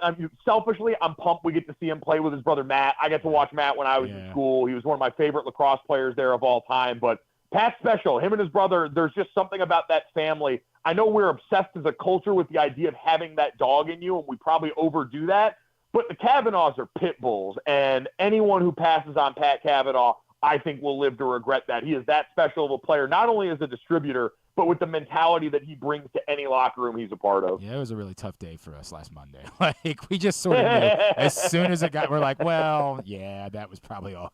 Like, that third midfield at Notre Dame is, like, just better than most teams' first. That's a real difficult thing. It is. It was one of the best Notre Dame athletic teams I have watched in my lifetime. Regardless of sport, I don't know if I've seen a team wearing blue and gold in South Bend that has dominated the way they have. So it's not personal. Maryland, John Tillman's an awesome coach. It's a great program. You were just dealing with a force that was bigger than everything else in the sport this year. It's unreal that they were there. Like, that John Tillman got that group. There's no Pat Cavanaugh in that offense. Like, now they had Ajax and the face-off and the goal. But, like, man, it's unreal. At Mike Golic Jr., of course, is how you follow him. GoJo and Golic is the Twitter account for their show. You can always check that out every day. It's 8 to 10, correct? 8 to 10 a.m. Eastern on the DraftKings Network. Yes, sir. Always appreciate you, brother. Thanks for hopping on and doing this again with us, dude. Thanks for having me. I'm going to go pound Oreos now. Enjoy it, man. That's Mike Golic Jr. Love that guy. He's always been great to us. Appreciate him taking the time for us today. I don't really have to follow up on much of anything because we're largely in agreement on the things that we say. I do appreciate that because I do go through it a few times where I'm like, boy, am I underselling the difficulty of replacing 3 of your start? Am I being too dismissive of that? Is it totally possible that we could get 2 months into the season and say what a disaster that is. I just have too much faith. It's odd that I'm more concerned still probably about wide receiver than I am about the offensive line right now. And part of it is just I don't have as much faith in the Ravens and wide receivers over the years. Like, I think Tez Walker might really be a guy that can be helpful. But counting on the Ravens making a fourth-round wide receiver work, I got nothing to back that up.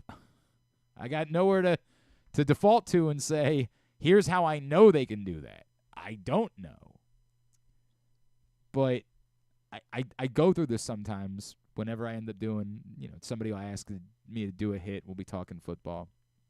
I forget that because baseball's been pleasant the last 3 years, that like this, in markets where the baseball ain't pleasant, this is what you do.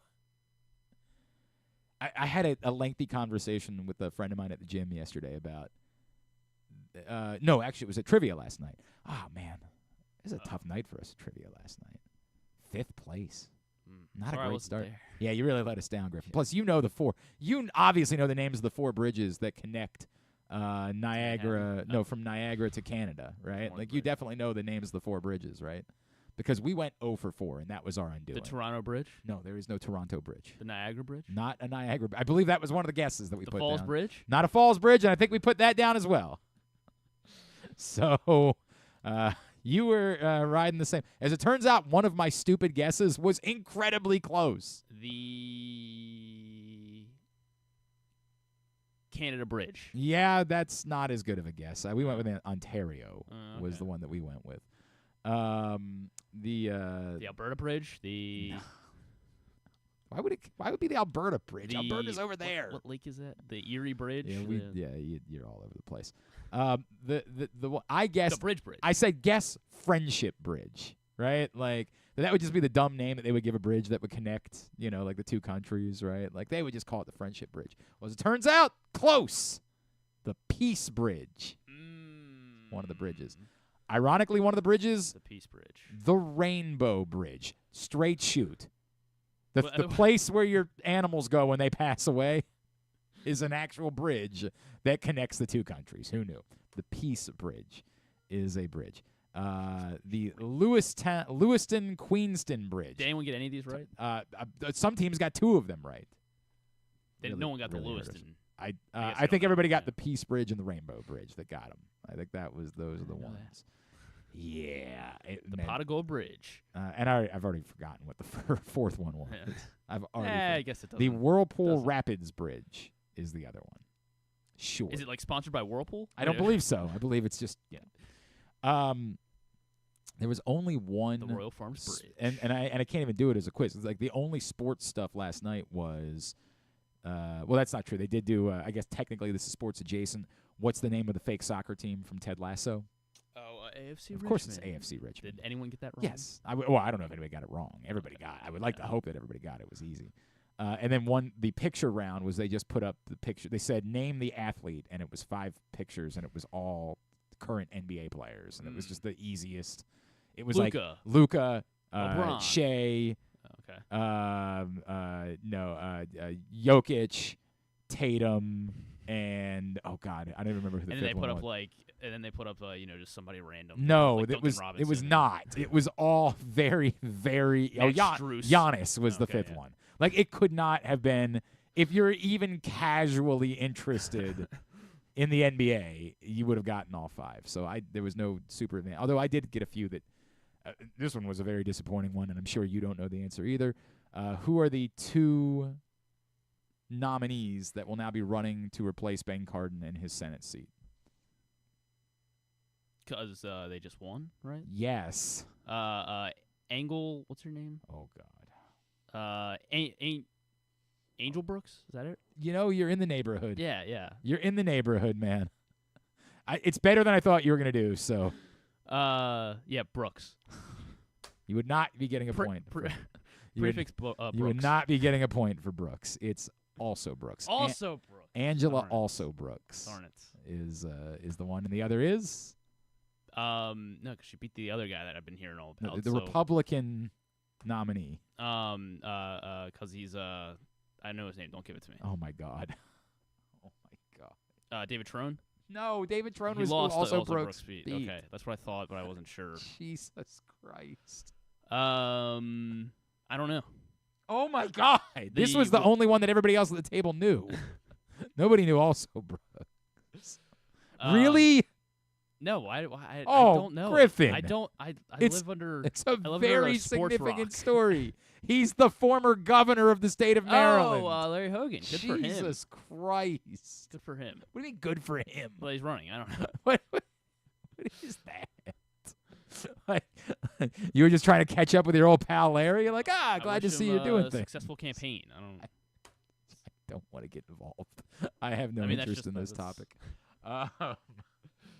Yeah, that was rough. We got also Brooks. Finish this, fill in the blank in this famous presidential campaign slogan. Tippy Canoe and blank 2. Timbuktu? No. Tippy Canoe and Jesus. Why should I know this? Tippy Canoe and your Tippy Canoe and Tyler too. Tippy Canoe and Tyler. He like was William Tyler Tyler? was his. No, it's William Henry Harrison was running for president, and Tyler was his running mate. Gotcha. Tippy Canoe and Tyler too. Got it. Yeah, but real clever. We the final was name the only actress that has ever played both Queen Victoria and Queen Elizabeth in movies, and we got it, but we were not confident in our answer. We went with Judi Dench, and we were not confident in our answer, and that hurt us because we only wagered 8, and instead of finishing in 3rd, we finished in 5th. We wouldn't have caught up. We were behind the leaders. It's what it is. Anyway, yes, I don't know how. Oh, this started with somebody brought up to me. Jesus Christ. Somebody brought up to me the WNBA stuff yesterday. And by the way, I want to talk about that in a second. I want to talk about something that came out yesterday. But I said this is a lot of people that don't know what they're talking about talking. And Pat McAfee calling Caitlin Clark a white bitch. Like, I do believe that Pat McAfee thought in his heart that he was helping, like somehow he was saying something that was productive, or that, like, I think that he believed that, hey, my audience knows what I mean. Like, she's tough. She's like, I think that's what he believed he was doing. Now, this is a difficult thing that I have dealt with in my career, where, like, the audience that I have understands when I'm doing shtick, but not everyone understands when I'm doing shtick. And so I might tweet something that's, like, clearly absurd, and people might not get it. And then I've got to deal with, like, is it okay to say, hey, my audience understood? I don't know. I think when you're someone who has the platform of Pat McAfee, you have no choice but to understand that it's not going to be that simplistic, that you can't fall behind, well, my audience understands. Here's the problem. He's still wrong. And that ends up being, like, lost in the shuffle because we're all talking about the white bitch thing. He's flatly wrong. For a certain percentage of people, they're only watching the WNBA because of Caitlin Clark. To pretend like that's the entirety of the audience is just telling on yourself. When you say the only reason anybody cares about the WNBA is because of Caitlin Clark, what you're saying is the only reason I care about the WNBA is because of Caitlin Clark. And therefore, your opinion is disqualified because you don't know what you're talking about. You have interest in one player. You are not an authority on the subject. No one cares what you think. Because the truth is, lots of people have watched the WNBA. I want to talk about this more. Let's grab a break here because we're late on that. I want to talk about it because there was something that came out yesterday from Angel Reese that got a lot of attention. And I want to discuss that next. We'll do that when we come back in. It's Tuesday edition of Glenn Clark Radio. Whether your focus is luxury and comfort, convenience and technologically advanced connectivity, or sporty performance and aggressive styling, we've got the perfect Highlander for you. Check out buyatoyota.com for deals on new Highlanders from your local Toyota dealer today. The ultimate fan experience awaits you at Sports and Social Maryland. See how we're raising the sports bar with our massive 100-foot media wall featuring 40 HD TVs and a 47-foot big screen. Bet on your favorite teams and this year's biggest events at the FanDuel Sportsbook while enjoying your favorite beers and cocktails, plus our delicious takes on bar food classics. Visit Sports and Social at Live Casino and Hotel Maryland at Arundel Mills. Must be 21. Gambling problem? Call 1-800-GAMBLER. Discover one of Baltimore's hidden gems at Guilford Hall Brewery. Enjoy dinner in our spacious brew pub, sip a signature cocktail in our outdoor dog-friendly beer garden, or take a tour of our brewery.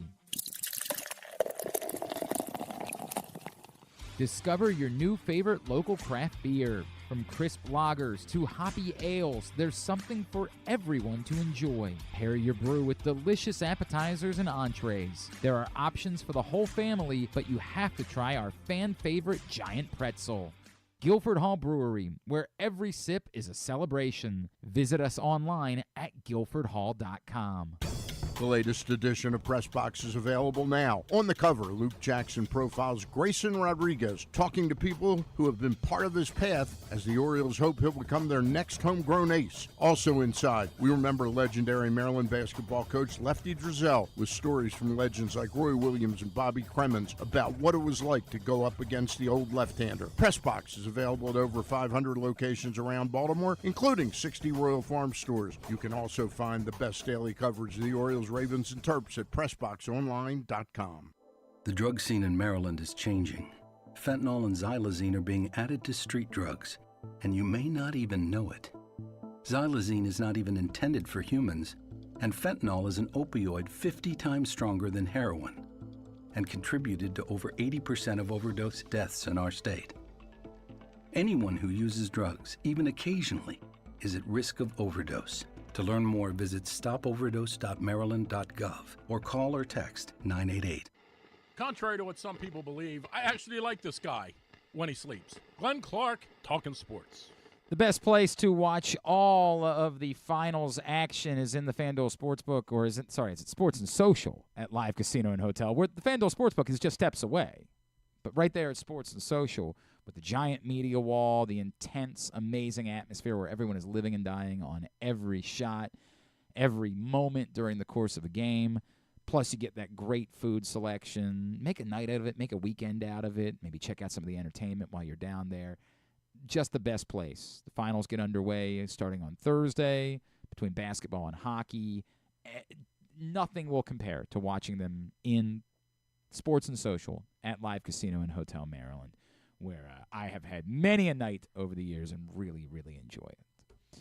All right, so we're talking about the continued fallout from this moment on Saturday. Kennedy Carter gives a hip check to Caitlin Clark. It certainly seems unnecessary, to say the least, but is part of a physical sport. And as I talked about before, when we lose and having this conversation is that, this is not new. This is not Angel Reese just got flagrantly fouled a week before by Alyssa Thomas to the point where Alyssa Thomas had to be ejected from a game. This happens in basketball. Yesterday, lost in Pat McAfee calling Caitlin Clark a white bitch, which he thought was, in his world, complimentary, but clearly did not play well. He also said the point that he was trying to make is stop trying to pretend like it's about this rookie class. It's only about this one. That's where he said what he said. And this has been this bizarre, again, because we're not well-versed enough to talk about the game, to talk about we have just fallen into this race war when it comes to discussing Caitlin Clark. Angel Reese was talking to the media, and Angel Reese made some comments. And the way the first clip played turned a lot of heads. Let's listen to the first clip first. This is obviously St. Francis's own and the Chicago Sky forward, Angel Reese. It all started from the national championship game, and I've been dealing with this for 2 years now.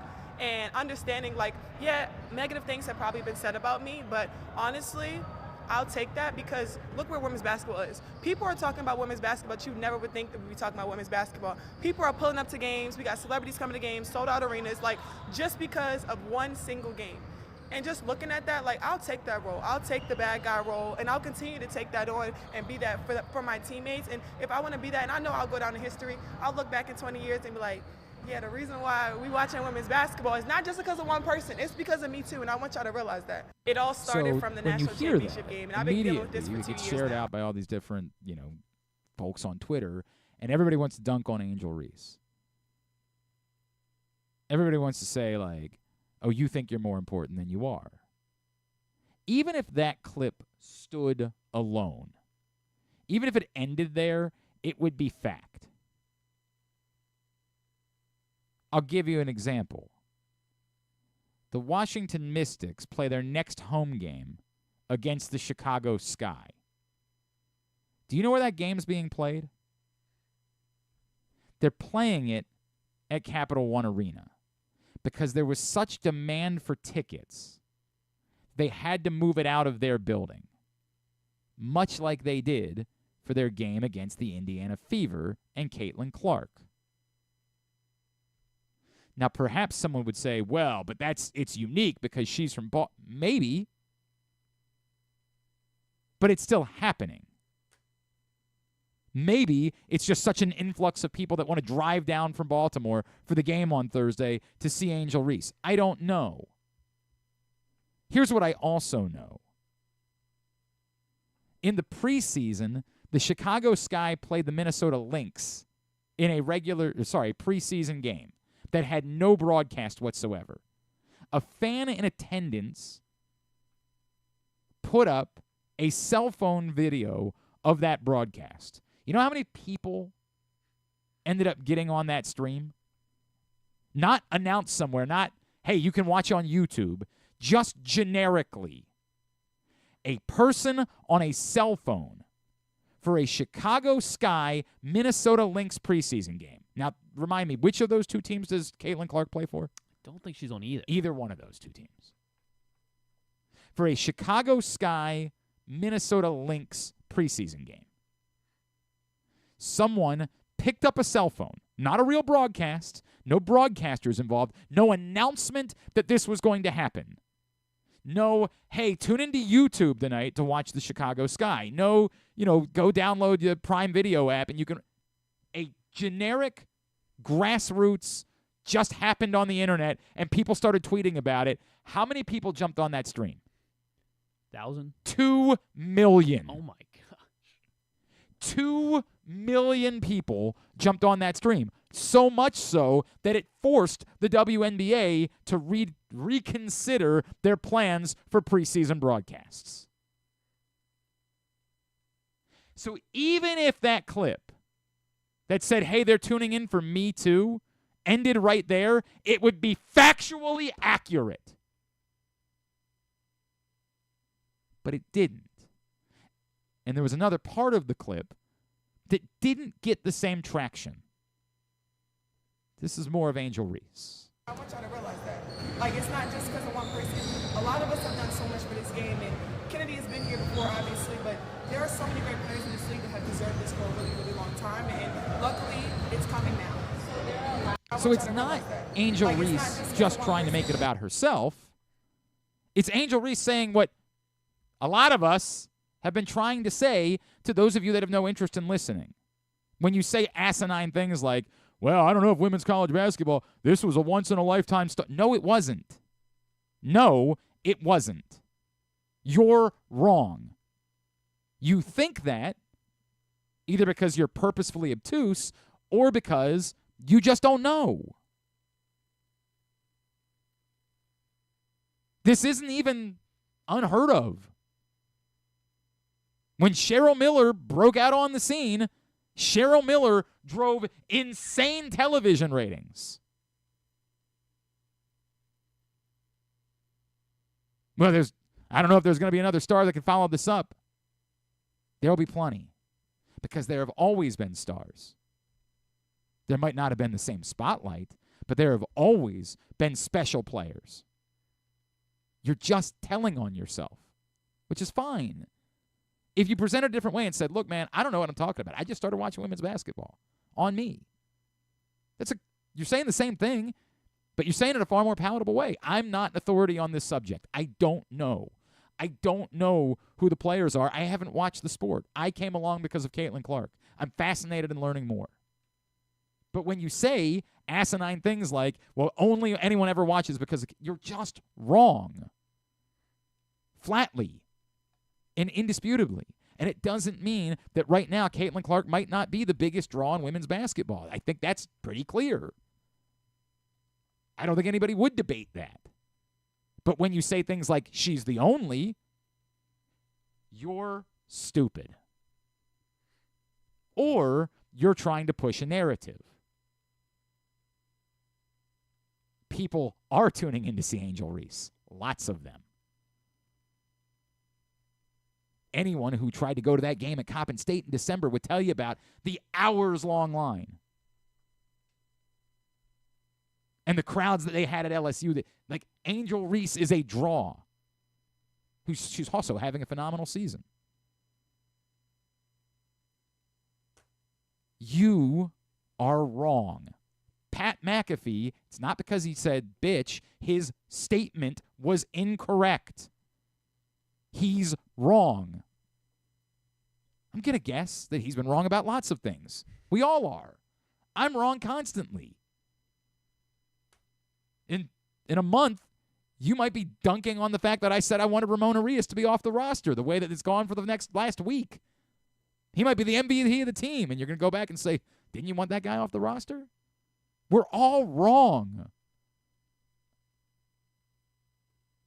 You're wrong when you think that this is only, that the story of women's basketball is one person. It's not just wrong, it's effing embarrassing. Because it does detract, and it's unfair to her. It's not fair to Caitlin Clark. Because then it presents it like if she's not God incarnate, that somehow she's been disappointing. She's a really great player. And that's part of the reason why she's getting such physical defense, is because they know how good of a player she is.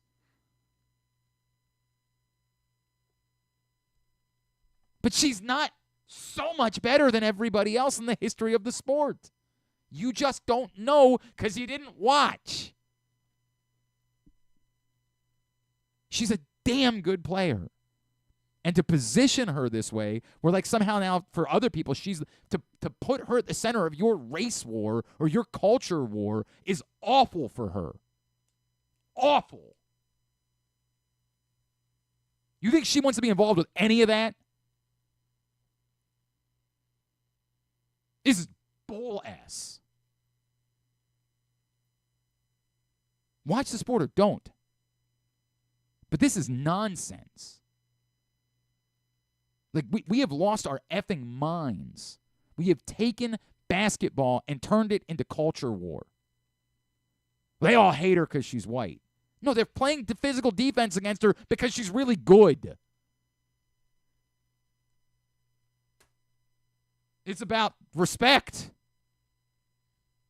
Which you know if you know anything about competition. Why did Jimmy Patsos triple team Steph Curry in a game? Jesus. We're just so lost, and we'll take any little thing that someone feeds us on the internet and think that it's fact. We've been doing this with Trevor Bauer a lot recently. Trevor Bauer was obviously set up. This is obviously a shakedown. Well, yeah, there's some evidence that looks like one of these accusers, it might have been the case. But there's multiple accusers. So you fanboys of Trevor Bauer, they're like, the Orioles should sign Trevor Bauer, which they're not going to. I'm pretty confident about that. You're falling back on one video that you were fed on the internet. and thinking that you know more than the 30 Major League Baseball teams that all want to win baseball games and would have the opportunity to sign someone at a lesser dollar value. Do you think, Joe in Parkville, that you know more about this topic, that you're more well-educated than the people that are trying at every turn to get maximum value for a baseball player? All of them have decided they won't even sign Trevor Bauer to a minimum deal, who presumably all of them want to win, right? Not all of them. I'll take that back. I think it's pretty clear that some places they don't really want to win. But most of them, or at least a lot of them, want to win. But you're convinced that you know more. You know better. I saw a video on the internet. Trevor Bauer's innocent. He was the victim here. Yeah? That's what you think? You don't think it's at all possible that you just don't know all of the facts? You think that you've seen a video that these people have never seen, that they don't know. If they would have just watched this video, then they would know. That's how lost we are.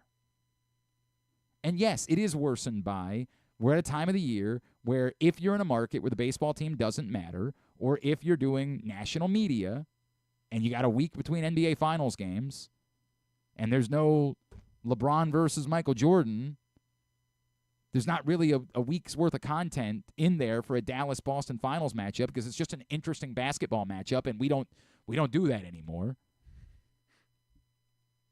This is what you got. Well, hey, race war plays, culture war plays. Let's try to position this in that way and play off the dumbest of the dumb. We are playing to the lowest common denominators. She's white, they're black. That's something, right? It's embarrassing. And your response to the Angel Reese's comments is embarrassing. Because not only would the first one be factually accurate, it wasn't even the point she was trying to make, which was trying to put herself over. She was trying to say there have been lots and lots of women. White, black, Latin, lots of them. Hilariously, as a lot of people pointed out after Pat McAfee's comments, one of the best rookies in the WNBA this season is also white and has turned into a bit of a superstar in Los Angeles, and Cameron Brink's awesome. So even there's one white, like, it's not even, that part isn't even true. There's actually two. Two what? White women. Oh, okay. And there's more than that, by the way. It's not like they're the only two white women that are succeeding in the WNBA. They're the two high-profile rookies in the WNBA. But, man, we just can't say we don't know about this topic. We're not capable of saying that. And we continue to take in media from people that don't know what they're talking about. They have no clue. We're hopeless. This is what we've got. Let's listen to Pat McAfee scream about the WNBA like Pat McAfee knows something about the WNBA. I wouldn't tell you to come to this show to get WNBA content. And I used to work for the Phoenix Mercury. It's hopeless. We can't see something for what it is. Here, we're going to largely talk about the Orioles. Matt Torper is going to tell me why he doesn't think that Grayson Rodriguez will make it through the season, because we're still not really talking about the fact that there is still another innings jump that we're dealing with Grayson Rodriguez, and it's a fair conversation to be had. It's why I'm interested in a starter. I am. Do they shut down Grayson again, you think? I don't think so, but like we already did this once this season, right? Where like there was an IL stint that we all kind of side-eyed a little bit. Like it looked like it was an IL stint out of convenience for Grayson Rodriguez.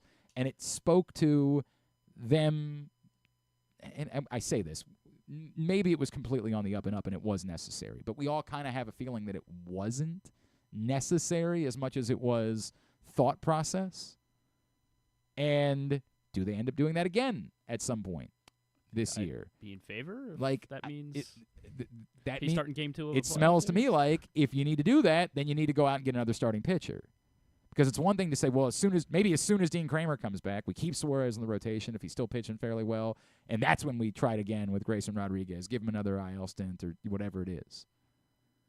I think it was clear they wanted to use this 6-man rotation as an opportunity to try to sit Grayson, once or twice in there. I think that they're in a place where they probably should explore, and I understood what Erik Kratz was saying, like, hey, is Erick Fedde really a guy that you trust as being your number 3 starter in a playoff series? Because that's the possibility, right? If one more of these guys gets hurt, all of a sudden that's what you could be looking at. Should we be looking at the whoever they trade for as the number 3, the number 4 starter? Well, right now you'd be looking at them as the number 5. Right. Well, right now. But I guess his point was, if one of your top 3 go down. Right. If one of your top 3 go down, or if you just don't, you're worried that Cole Irvin's not going to be this guy for the entirety of the season, which I think is a fair concern. I think it's fair to say, I love Cole Irvin, but he's done it once. How confident are we that Cole Irvin is definitely going to be this guy for the entirety of a year? Fair. It's fair. We're not saying he won't. It's just a question, and it's a fair question. So presenting it that way, you're saying the possibility is that the pitcher that you acquire at the deadline could be your number 3 starter. Now, at the moment, you would say, I'm pretty good with the top 4 guys, so I'm looking for a 5th. But, yes, that's possible. And I understand why he asked that question about Erick Fedde, who, was completely written off, right? Was just an afterthought entirely, and who the conversation is maybe not all that dissimilar to the Cole Irvin conversation. That we would just say, how much faith do you have that a guy that a year ago pitched to a 5.81 ERA and a 1.63 whip is a guy that you're going to trust in the 3rd game of a playoff series? Fair. But what are your other options? And I'm exploring them. And I'm particularly exploring any pitcher that has more than just this year. That's part of the equation for me. Is that I'm not saying no to a rental, a Jack Flaherty, because, again, if the price can be right, Is that the one that would... Boy, it's so funny, right? It's so funny. Could you imagine? Could you effing imagine if they went back to the well? I'm not saying no, but the idea, the thought that I have is that the value goes beyond that, because I don't think Corbin Burns is going to be here next year, and we don't know if John Means is going to be part of this next year. So if you can find someone that could also be helpful for next year, I'd be in favor of that. And go ahead. Chris Bassett has 1 year left with Toronto. It's a difficult thing for a team to trade within the division, but to the point of if it's you saying 1 year past this year, you mean? Yeah, he's a right. unrestricted free agent. That becomes a really difficult thing for a team. If the Blue Jays think that they can be competitive next year, trading in division to someone that you're going to be competing against, it's that there's a premium that tends to come with that. If they were to you don't just have to pay the price for Chris Bassett, you've got to pay Chris Bassett plus a tax for trading in division. I don't know that I see, and the Orioles they look at things so such a Pythagorean way with their value that I don't know if they'd be willing to do that. I'm not saying no or it's impossible or it couldn't work out, but it just feels less likely that Chris Bassett would be plausible. Tyler Anderson's having a good year with Tyler Anderson's having a very good year.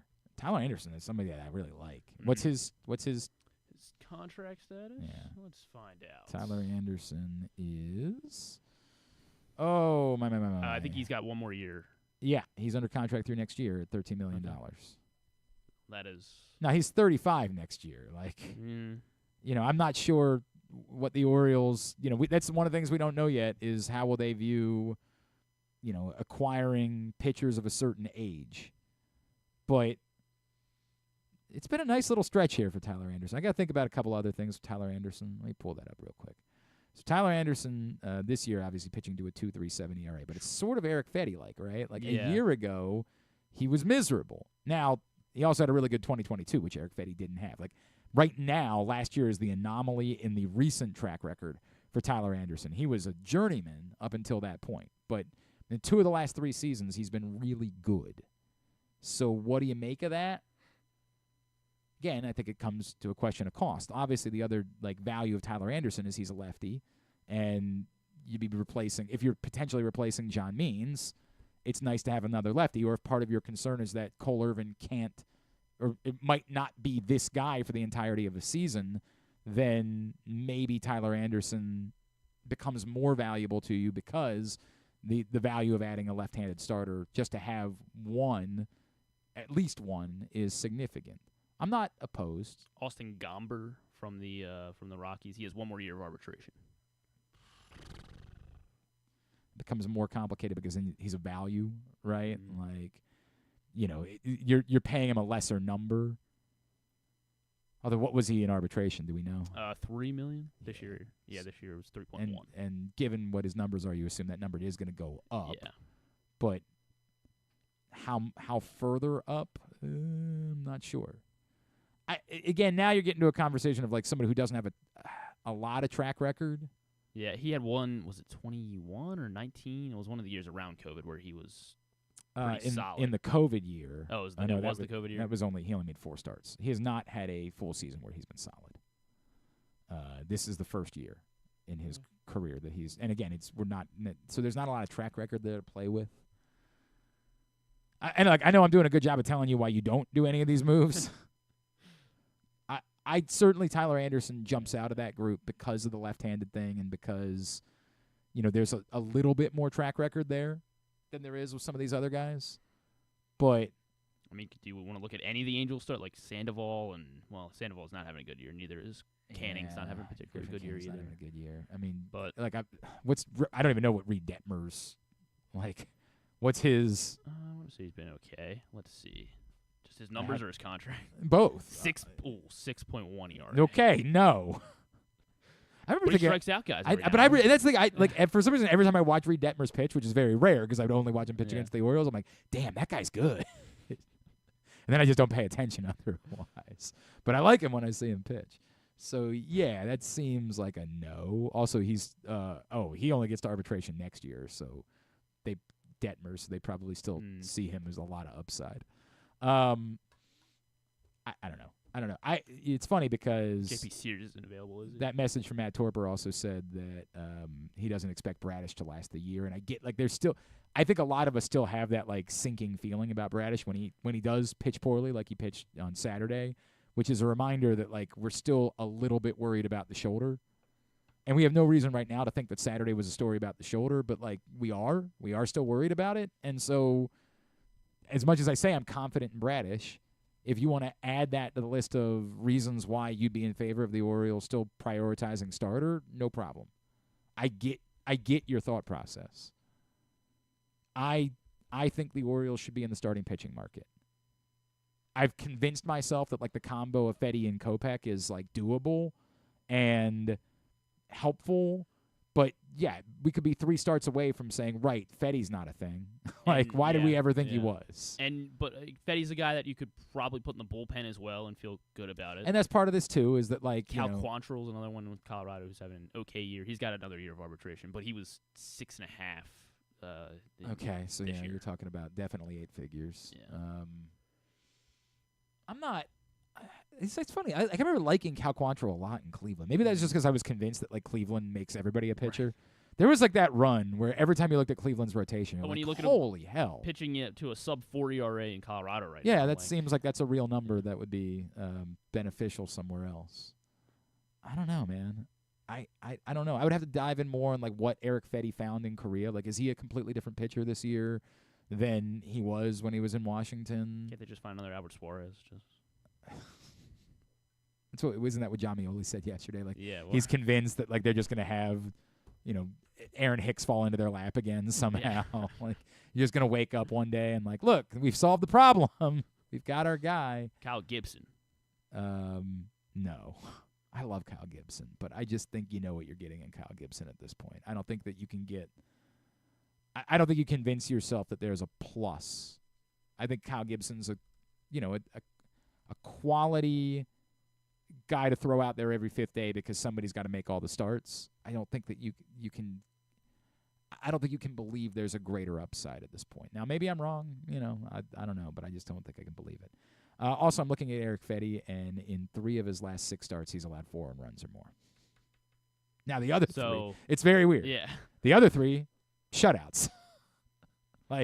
It's a very, diving more into the numbers, he has had, in May, a start in St. Louis where he allowed 5 earned runs over 4 1/3, then 6 shutout innings against the Guardians, 7 shutout innings against the Nationals, 5 earned runs and 6 innings against the Blue Jays, 6 1/3 shutout innings against the Orioles, and then 4 runs over 5 innings against the Brewers. It's just a bizarre up and down on Fetty. I'm not trying to oversell Fetty. I do want to make that abundantly clear. It's just the guy that I threw out there because I also know that there's a reliever there, and maybe it could be done. I'd have to think about who are the other starters for the Cardinals that have any of them? Miles Mikolos, he's been. I don't know enough about his situation. I'll look up his. You look up his contract. You handle that. We're just doing. All right, we don't need to do this. We got so much time. We don't need to do this today. Yeah, of course you like this. I mean, Sonny Gray obviously has been awesome, but right, he's not gonna. God, has Cal Gibson really pitched to a 3.69 ERA this season? Have I missed that? He's had some pretty strong starts in there. No, I'm still saying no. What's Lance Lynn's contract situation? Was he 1 year? Michaelos has 1 year left at 17.6 next year. He's pitching to a 5.5 ERA. Now he'll go that's the irony. But here you go, right? Lance Lynn's pitching to a 3.2 ERA. Miles Mikolas is pitching to a 5.5. Miles Mikolas is pitching to a 1.32 WHIP. Lynn's a 1.34. So Lance Lynn has a club option next year. And I'm assuming it's for $11 million. Yeah. Well, that's not that bad actually. But he'll be 38. Yeah. Next year. Well, hell, if we were talking about Verlander a couple weeks ago. Yeah, but he's Verlander. It's true. He's a unicorn, no doubt. All right, we're going to have plenty more time to do this. We're going to have plenty of time to do this. And again, we don't have to worry about this stuff because we do have a baseball team here in town that's worthy of the conversation. We'll come back in. We'll get a tidbit and two-bit to wind things down. Today's show also brought to you by the print issue of Press Box. You're in your final days to pick up the print issue of Press Box. There is Grayson Rodriguez on the cover. Great cover story from Luke Jackson. About 2 weeks, the better part of 2 weeks left to get this print issue of Press Box from your neighborhood Royal Farms, any of the hundreds of locations around town where you find it, or read it all at PressBoxOnline.com. This is GCR. The ultimate fan experience awaits you at Sports and Social Maryland. See how we're raising the sports bar with our massive 100-foot media wall featuring 40 HD TVs and a 47-foot big screen. Bet on your favorite teams and this year's biggest events at the FanDuel Sportsbook while enjoying your favorite beers and cocktails, plus our delicious takes on bar food classics. Visit Sports and Social at Live Casino and Hotel Maryland at Arundel Mills. Must be 21. Gambling problem? Call 1-800-GAMBLER. Hagerstown, Maryland, a snapshot of American history that dates back centuries. Today, the roots of the city expand with another historical moment, the grand opening of Meredith Park, Hagerstown's new event stadium and home to the Atlantic League Flying Boxcars. Experience the energy, culture, and adventure. Plan your getaway today at America's newest and most innovative ballpark. You're welcome in Hagerstown, Maryland. Visit Hagerstown.com.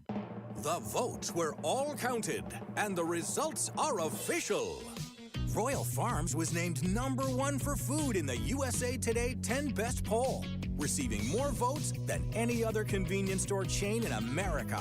The next time you want to get some good food fast, doesn't it make sense to go to Royal Farms? Voted best in the USA and home of world-famous chicken. Real fresh, real fast. Royal Farms.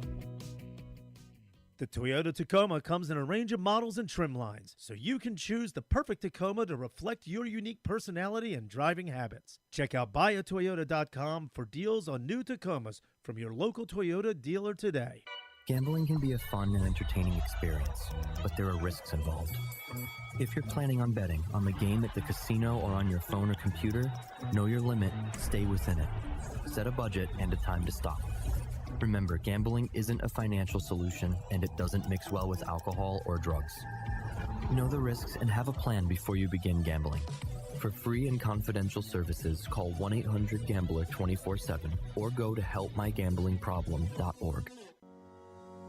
The Ed Block Courage Award Foundation has been working in partnership with the NFL for 46 years to support abused, neglected, and at-risk youth across the country. partnering each team with a children's facility or program that supports the well-being of those in need. Annually, one player from each team is selected by their peers to receive the Courage Award for their inspiration on and off the field. Learn more about how the Ed Block Courage Award Foundation makes a difference, and be sure to check out their latest podcast and web series episodes at edblock.org. Coming back in here with Glenn and the other guy, Garrett, whatever his name is. You know who they are. All right, winding down for a Tuesday edition of GCR before the Orioles and the Blue Jays open up their series. They're not open up. They played the second game of their series tonight. Yannick Sinner did finish off, as expected, finished off Grigor Dimitrov, so he's on to the semis. One more quarterfinal to go today, and it's a good one. Carlos Alcaraz and Stefanos Tsitsipas coming up a little bit later on this afternoon.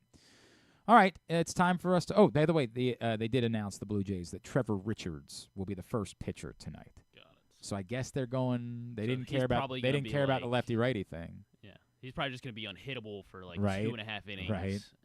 And so that given the fact that it's going to be righty-righty, I think you'll get an answer about where they are with Cedric Mullins tonight, because presumably he would be in the lineup. All right, it's time for us to get a tidbit. Have you ever thought of taking a cruise to these wonderful destinations with sunny skies and beautiful beaches? Well, wait no longer. We're ready for you to cruise from the Cruise Maryland Terminal. Have a little phrase that you can go from baggage to margarita in about 15 minutes. Choose fun with an array of destinations, onboard activities, entertainment, and world-class cuisine. Contact your travel agent and book your cruise today. Let your adventure begin. By the way, I guess I should have pointed out, because we were talking, the Orioles this morning did sign Julio Teheran to a minor league deal, but that does absolutely zero for me in this conversation. Like, less than nothing. So we don't need Tyler Anderson. Yeah, exactly. Fetty Right. Like, Verlander. I could not possibly think that has any impact on the conversation that we're having. We talked about it when they signed him the first time, that, like, there are numbers from Milwaukee last year. That there is a place. place. Like, that's not, like, he pitched to a 1.13 whip a year ago in Milwaukee in 11 starts. But look, could this prove to be exactly what it was that John Mioli was talking about yesterday? That, like, look at what just falls in your lap and Julio Teheran. Could it be? Sure. Into the best version of Julio Teheran. Right. Am I making any plan based around that thought? Not a chance. My thought process changes zero from yesterday to today, because Julio Teheran is on a minor league deal again with the Orioles. All right, sorry, go ahead. Mitch Keller of the Pirates, he became. Is he available? So I didn't know his they just signed him to a long-term contract. I know that. Okay. I'm doing a bit. I did look at him and I was like, no, he is definitely not available. So he reached 7 wins before June 1st in back-to-back seasons now, after winning over the weekend. And he became the only the fifth pitcher since 2013 to reach 7 wins in back-to-back seasons before the month of June. Can you name the other 4 that have done it in the last decade? 7. This is the problem, is that wins is just not a, like, it's just not a. There's no surprises. Okay, Verlander. Verlander is on the list. 2018 and 2019. Scherzer not on the list. Cole. That's a surprise. No Garrett Cole. Kershaw. Clayton Kershaw on the list. 16 and 17. Snell. Not Snell. Corbin Burns. Neither of these two are active, the last 2. Neither of them are active. Corey Kluber. Not Corey Kluber. He's not active. And so, when did you say this started? So 2013. 2014 would have been the last guy. The last guy. And then a guy did it 14-15 back-to-back. So, Felix. 14-15. 7 wins before June. David Price. Not David Price. Jake Arrieta. Not Jake Arrieta. How about not active? Not active. That's CeCe. It's too late for him, right? Not CeCe. Matt Harvey. Not Matt Harvey. When was CeCe's last season? Not Matt Harvey. I don't know if he might still have been in baseball at that point, but I just don't think he was that good at that point, is more what I was trying to say. 20. You said this is somebody from 2014 to 2015? 13 to 14. 20. Okay. How about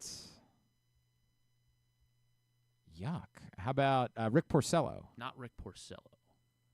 How about Anibal Sanchez? Not Anibal Sanchez. How about yuck. How about 2013, 2014. How about Johnny Cueto? Not Cueto. Wasn't NL Central team though.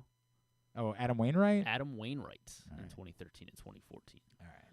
I had another one, but this one's a little longer, so maybe I should. Well, maybe can we save it? Can it be tomorrow's? Yeah, I can save it. All right, very good. Yeah. Very good. Thank you for that. Okay. Now, are you ready? Yeah. We got to tighten up the time in between these two things. We just had a conversation about this. Time for Tubular.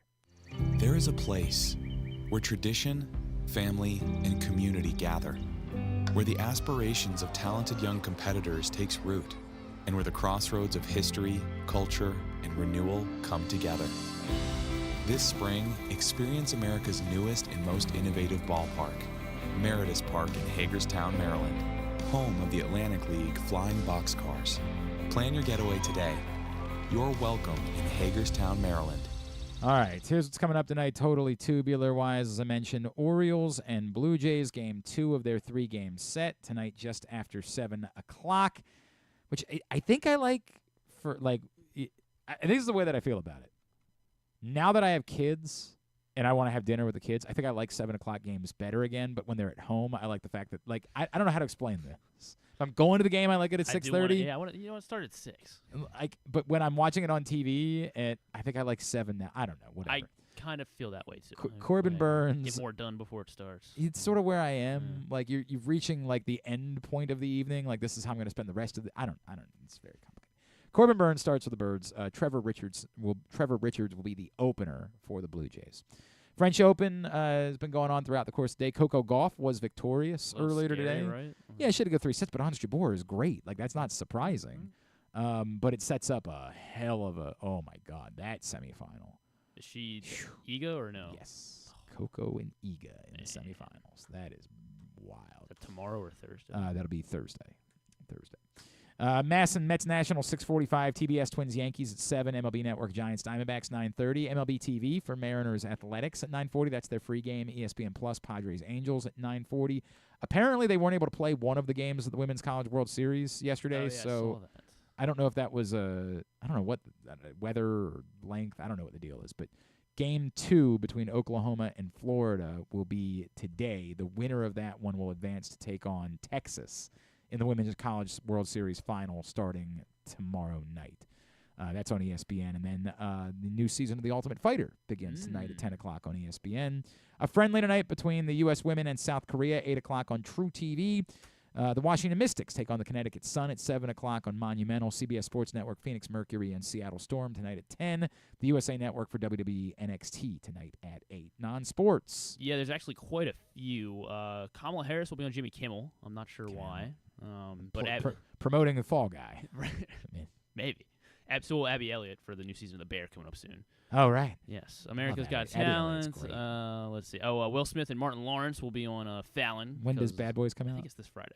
Oh, wow. Is it really? It is that soon? June 7th. Yes, this Friday. Will Smith rehabilitation. This is like, I think they're putting all the chips in this basket. Like, if you're not down with another Bad Boys, then like we might not be able to save Will Smith at this point. On Bravo, it's season 1 finale of The Valley. So I don't know what that is. Well, it's just another their new top reality. Get on. So on Vice, it's called Uninterrupted: The Real Stories of Basketball. It's narrated by Matt Barnes, and it's executive produced by LeBron and Maverick Carter. And they're just going to tell cool basketball stories. Well, like, are they going to be like themed by episode? Yeah, I think like there's like a Pistol Pete episode, a Bad Boy Pistons episode. Maybe. I'm sure it's fine. I just don't. It's not. Disney Plus, The Acolyte. This is is a new Star Wars show. It's we needed one of those. It's like a pre-show. It's like 100 years before episode 1. Christ. I'm pretty excited for it. It looks really good. It looks like the trailer showed a lot of lightsabers. That has me worried though that there's probably not going to be any lightsabers throughout the season. But I'm still excited. Clipped is this is the series premiere of the Clippers and the it's tonight. Yes. Okay, I'm in for that. Ed O'Neill as Donald Sterling. Yes, correct. That's on Hulu. So that is out. Yeah, is it out now? I guess it's out now. And then That's not airing on FX. It's just going right to Hulu. Yeah, it's going right to Hulu. So which maybe a little. I wish that was an HBO show because I feel like it'd be better to have or maybe because it's on Hulu and not on TV. Actually, that might go the other way. It might allow them to go more adult. A little raunchy. Yeah, if it's just Hulu. Yeah, and then that's Let the Canary Sing, Cyndi Lauper documentary on Paramount Plus. If anyone still has that. Okay. I mean, I actually do. Okay. I'm watching the Daily Show when Jon Stewart's on. Not really any of the other episodes. Sorry. Just not for me. I just realized that I kept it. I don't know why I kept it. I think I had it for football season. Oh, for football season. And then was there a soccer game or something? Maybe and then I looked up and I'm like, I can watch Daily Show. I guess I'll do that. And you can watch all the seasons Survivor too. So another reason to obviously. No. All right. Thanks today to Erik Kratz. Thanks also to Mike Golic. We'll get that up in the greatest hits section of the. Oh my God, it's so good. Tab at GlennClarkRadio.com. Stuff and things. Drew will be here. Oh, good. Glad you think so. Big day. Thanks to everybody at PressBox, all of our great sponsors and partners, including Live Casino and Hotel. Visit Hagerstown in Washington County, Cruz, Maryland, Guilford Hall Brewery, Royal Farms, Ed Block Courage Awards, HelpMyGamblingProblem.org, Costas Inn, the MSAA, the Baltimore Orioles, your local Toyota dealer, buyatoyota.com. Thanks to Griffin, at Griffin_Bass. Follow us on Twitter, Instagram, and TikTok at Glenn Clark Radio. Have a great Tuesday evening. Go Birds. Duke sucks.